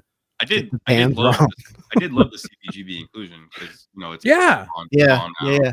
Yep. Yeah, or the same thing. Okay, so here's the other inaccuracy, and it's just because Plato's Retreat. Plato's Retreat was a members only club. You couldn't just you didn't matter if you had to be a member. You couldn't just walk in with another group of people, even if they were members. Plato's Retreat was a very private club, and it wasn't yes, it was a swingers club, but there's been documentaries on it since where it was a lot more downplayed than what had actually fucking happened there. Like, but according to Spike Lee, white people be doing that freaky shit. I didn't understand Mara Savino's character's like okayness about it was being the there. cocaine. Yeah, I got Again, the impression it was drug. But then she said said, talks like, about I how, did like, it for she kept you. doing cocaine. Yeah, and I did it for That's you. that's also badly written because you don't just do stuff because you're on cocaine. Like I know, but Mira Sorvino also absolutely hated filming that scene. She said she literally turned afterwards and said, "This is why I became an actress." Like she was doubting herself. I mean, of that. knowing what she went through off the screen, I can understand that too. So Right. And just so let's touch on the David Berkowitz thing. Okay. So, and it's not like it became knowledge afterwards. This was already common knowledge in 1999 when this film came out. Berkowitz lied about the dog telling him to kill. Yeah. He said that just so he could try to plead insanity. But Spike Lee just like, nah, fuck it.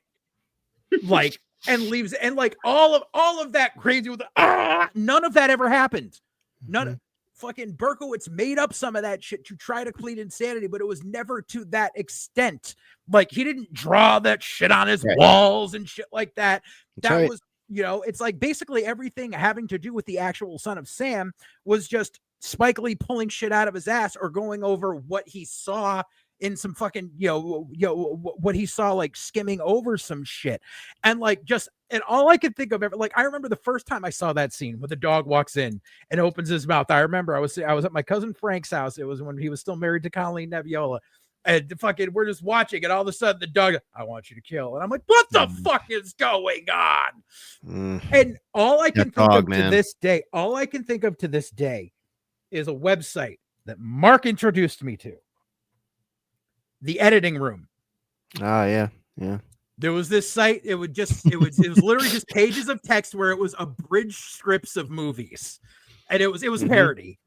And there was the abridged script for Summer of Sam, and it says a part where it says like the dog starts talking. Audience, what the hell is going on here? This is the dumbest shit ever. And then dog's next line: I'm dead sexy.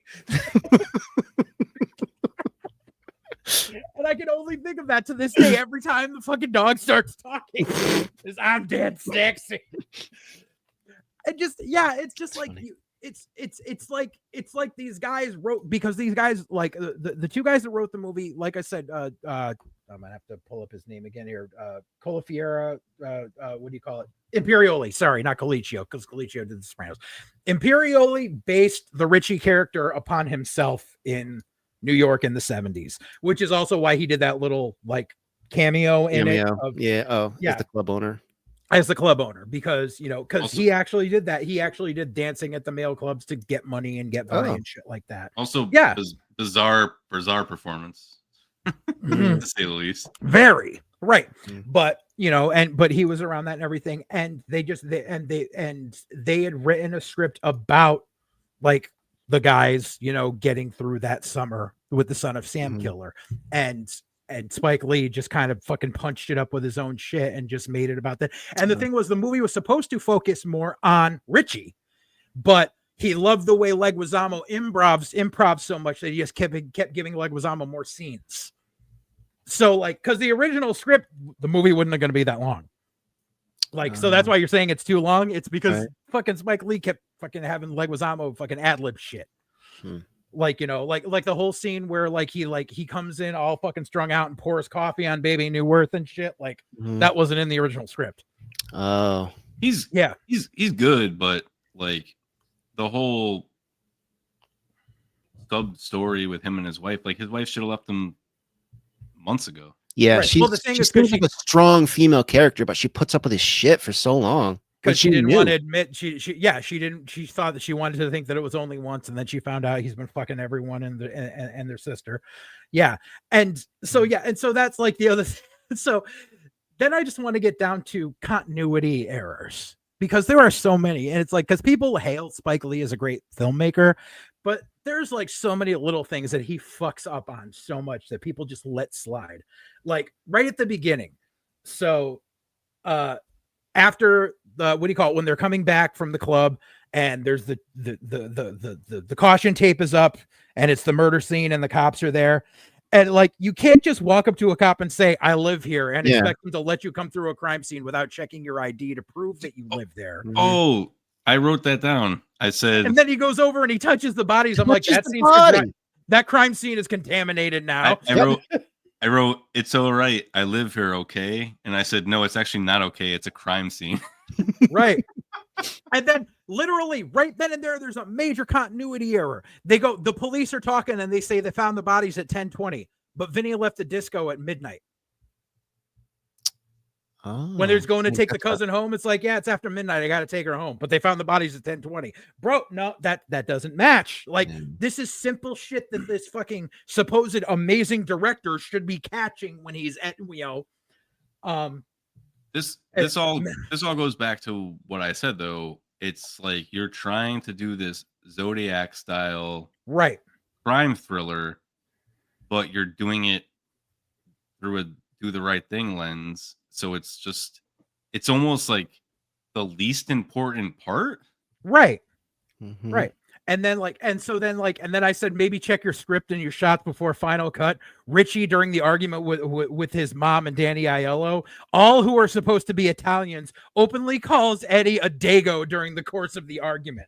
I'm like, but they're all Italian. Oh my God. I didn't even catch that. I did. Yeah. He's like, this stupid dago's trying to kick me out of my own house. That's why I was like, wow. I didn't know who, because like I knew most of the guys were Italian, but like Leguizamo is not Italian, right? He's supposed to be Italian. Yeah, he's supposed to be Italian. Okay. Yeah, in the salon where he works is a giant Italian flag. Yeah, at his station. It's kind of it's Spike Lee saying all white people are the same, which I can't fucking stand. It's one of the parts about this movie that gets to me. And then when it gets to the big New York blackout thing, little fucking details that you should know. They have Spike Lee in his fucking cameo saying the lights went out at 9:34. No, they didn't. The lights went out at 9:28. That's one of the major fucking things that everyone knows about the New York City blackout is the time the fucking lights went out. I want to add this before I forget at some point, but there's a mini series called The Bronx is Burning. Mm-hmm. That was on ESPN. Yeah. And it ties in the Yankees run to the World Series. Yep. With the son of Sam killing and the brownouts and the heat wave. And I guess I haven't seen it. I've heard it's much better. I looked to see if it's streaming. It's not, but is that John Turturro is also in that playing Billy Martin, not a dog in that one, and Billy Martin. Yeah. Yeah, and that's another I like one of the parts I dig when they're sitting there having a slice and Woodstock is just like Reggie Jackson. And he puts it all they're all giving their conspiracy theories as to who the son of Sam is. Yeah. And it's funny. It's like because you could see these dumbass freaking Guidos sitting there thinking this shit. It's just like he's a cab driver and he's a Vietnam vet. So they call themselves Sons of Sam, you fucking idiot. I mean, them deducing that Richie Father is the son of makes no sense. I know. It's just they wanted a reason to beat the shit out of him. It was because he was the outsider. Because like I said, Imperioli, he felt like an outsider in his own fucking neighborhood when he went back, during that shit. And that's what he was trying to impart with the script that he wrote. Let me see here. Fucking, I'll get back to this, but the scene in the graveyard still cracks me up every time. Where she takes whole off scene. Yeah, the whole scene. Like, I still crack up every time, but I need to get back to that in a minute. Let me think here. Yeah, when she's leaving him, like, it's all going. He's like using every excuse in the book, and then he goes and he fucking brings over a bouquet. I'm like, yeah, flowers absolutely makes up for you cheating on your wife with at least 5 other women in the course of this movie. That's the thing too. I mean, yeah. I know guys cheat and cheaters cheat, but when you have Mira Savino at home, right? Why? I don't know. I mean, I know especially like when she's willing to do the freaky shit that he wants to, and he's like, no, I can't because of the Catholic guilt, because according to fucking Spike Lee, white people when they're married can't do anything freaky anymore. Yeah, I don't. That was a weird inclusion, was that whole thing about married people having sex. Yeah. I didn't quite understand that. Like, that's a fucking stereotype. He made it really? Well, I mean, he made it seem like, oh, okay, all right. It was a meme a few years ago where it would show like a bunch of white guys in polo shirts and be like, we're all about to go home and have missionary sex, but mayonnaise is too spicy. Like shit like that. Like it's okay. It's shit that some racist ass fucking black people say about white people. Like, see, I didn't realize that. Yes, yeah. Fucking the scene where they go and like they pound on Vinny's door like after she's left him, but they're like trying to convince him to help drag out Richie, and they go in and they not like he's like, I'll call the cops, and they slam the phone off the wall. I'm like, you forgot to put a fake phone jack behind the fake phone on the wall, you dumb fucks. Like little shit like that. And then I said it's I said it's definitely not out of the ordinary, but it's so utterly hilarious that his own drug dealer is telling him he's been doing too many drugs. I wanted to go back because I forgot my note about fucking Scorsese. Where the fuck did it go? Maybe check your shots. Who are not a punk band like that. Where the fuck did? Can't say to. Where did it go? Where the fuck did that line go? Okay, I'm gonna have to remember some memory because I didn't read, because it had to do with the scene where the cop is sitting down with Luigi in the restaurant. Mm-hmm. And the cop and Luigi's just like, did you come to me when you wanted to be a police officer? Did you ask for my blessing? All this shit, and like guilts the cop into, because he's like, you used to be my errand boy. Mm-hmm. And I think the exact line that I thought I had written it down, because I remember using voice notes and it must have not been recording. I think my exact line was, Spike Lee must feel like a real fucking idiot years later when The Departed came out and realized like Scorsese did this right with the whole, guess what? You can be a cop and still be working for the fucking mob. And this is how. Mm-hmm. Like, like because it's like, that's not that's one of the things where Spike Lee doesn't understand how organized crime works, because he's on the outside looking in and he's just using his own stereotypes to reinforce it. Yeah, it felt like he had like a high schooler's knowledge of these things, right? And didn't bother to check his work. Like, come on. Yeah, and that's the thing, is Spike Lee doesn't check his work a lot, and that's what a lot of this movie proves. It's like for every bit of the actors doing something good, he doesn't do his work when it comes to other things. Like a whole bunch of shit. This, that, and the other thing. I'm amazed that he actually got the atmosphere of CBGB correct.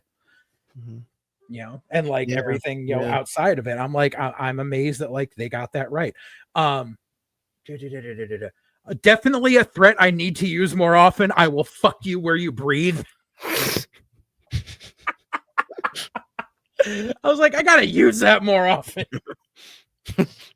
But yeah, so Adrian Brody actually, when he like later on in the movie, when he has the blonde mohawk, that was his actual hair. He actually did that for the movie. Oh, and he would walk around his neighborhood like that to gauge the response of people, and that's how he would like method for how he would act as Richie.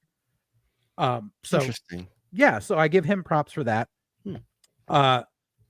Yeah, Spike Lee spent months trying to convince Leonardo DiCaprio to take the role of Richie. DiCaprio declined the role, and Adrian Brody was cast. Lee later stated that the role of Ruby was originally supposed to be Mira Sorvino. Yep, I said that.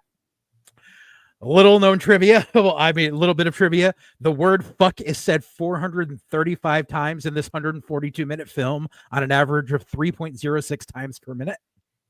That's somehow more than Sexy Beast. How many times do people fuck? I know, right?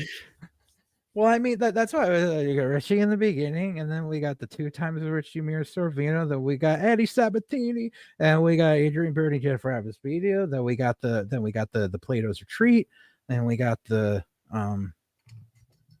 so at least six times. But yeah, so going back to the graveyard. So and here's one where it's like, okay, so you can be credited as a good director, but also not as a good director. So when they're having that argument, Spike Lee told Leguizamo to spit on Mira Sorvino, but didn't tell Mira that was going to happen. Oh, that's not cool. So that slap that she gives him is legit full-on slap. And the only reason she didn't break character is because she trusts Leguizamo. That's what she said in interviews afterwards. Because she trusted John. When you have 2 amazing actors, you don't have to resort to techniques like that. You can't. That's not right. Yeah.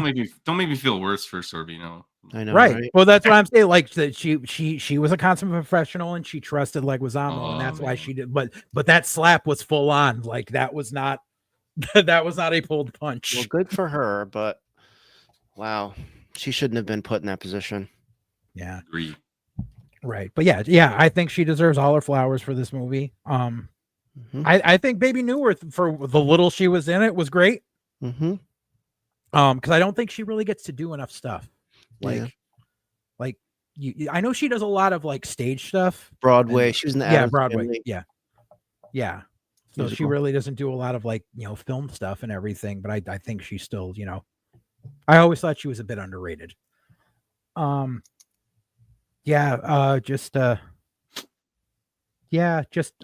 Like I said, like I love some of the acting in this. I love some of the scenery. I hate so much of the stereotyping.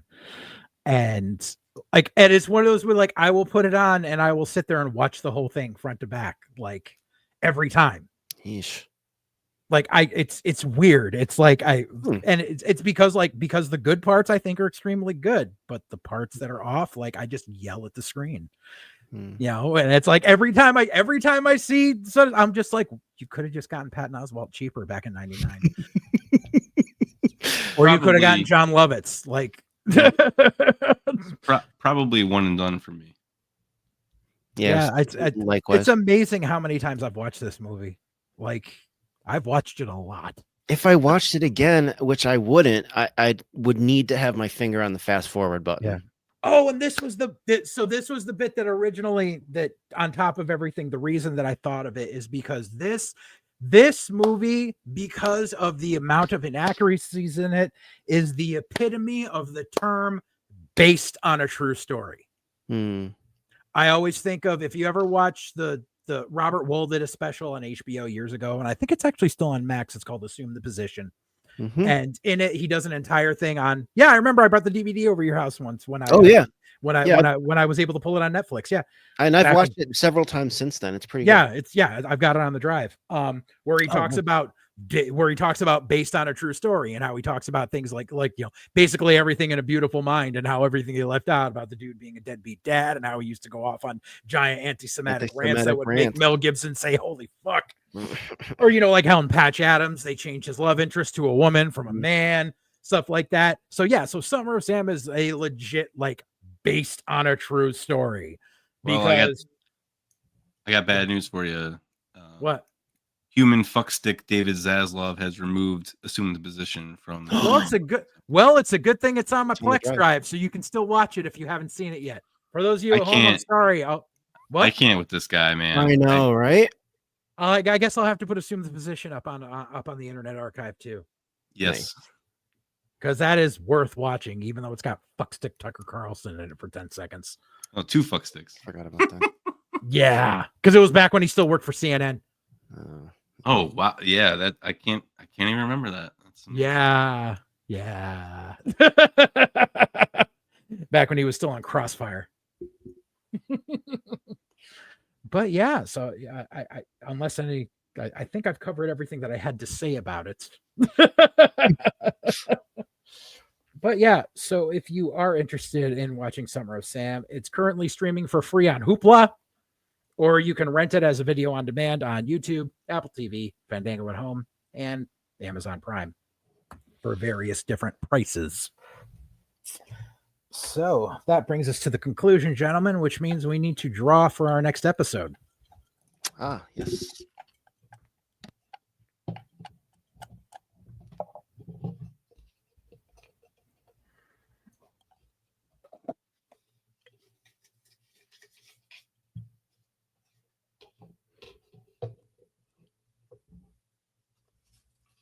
All right. Greg, your movie went first today, so what did you pull? Having a little trouble opening. Okay. Moved into a lot of trouble. Hold on. I use Post-it notes and I seal them. All right, here we go. All right, I have 2014's A Most Violent Year. Okay. Mark, what did you pull? I have 2005's The Ice Harvest. Okay.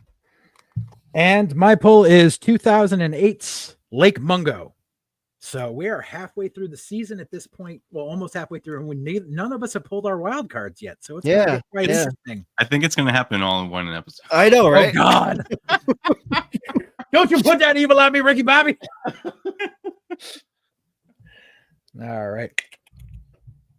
Okay. Well, then I guess that means we're wrapping up this episode. Which means there's one thing I got to do. Has it been cracked 2 hours? I thought we had an episode that was longer than this in the first season. We had one that was like touching on 2 or just hit 2, but not almost 210. Interesting. And my dog is being lazy. He's supposed to be doing his job right now and he won't come out. He's a bastard. So, for those of you who are listening on Spotify, thanks. You make sure you check out the YouTube. There's a link there. For those of you in YouTube, leave a comment down below. Let us know what your opinions on these films are. If you've seen them, if you'd like to see them, if anything we've said has given you an opinion on if you should see them. Please like and subscribe. I would give my dog a cookie right now, but he's hiding in the other room and won't come out because he doesn't want a cookie, apparently. Is he hiding or is he sleeping because it's 1 a.m.? Oh, no. Like, he's usually like, he doesn't sleep until I go to sleep. Oh, gotcha. Like, he stays up. Yeah. And even so, like, CGI him into the. All I got to do is crinkle something here and he'll usually come out. And he's just like, yeah, no, I don't care. Little shit. He was out here earlier, like through half the show. He was sitting here next to me. Oh. And then he was like, you're not giving me anything, so I'm going to go over here now. But yeah, so please like and subscribe. Please share. Like I said, first, if it's your first time, thanks. If it's your repeat, thanks. Let other people know that we're here. Our socials are down below. We have, Full Circle Radio Network has an official Facebook page. You can also find my socials on X and Blue Sky. You can find my Letterboxd and Greg's Letterboxd. You can also find a Letterboxd list with everything we have reviewed in both season 1 and season 2 thus far down there. If you find us through Letterboxd, that's even great, because usually any reviews that I leave, and I know Greg leaves, we link back to the episodes where we reviewed them. So that's all well and good. I think that's everything we got for today. So we will see you again in a couple of weeks. Hopefully, we try to keep this down to every 2 weeks. So mid-April should be the next episode that comes out. In the meantime, feel free to view some of the other stuff on this channel. We got 4 other shows. I keep cranking them out. But yeah. So with that being said, Thanks for joining us at Wildcard Cinema, and let's New Jack swing on out of here.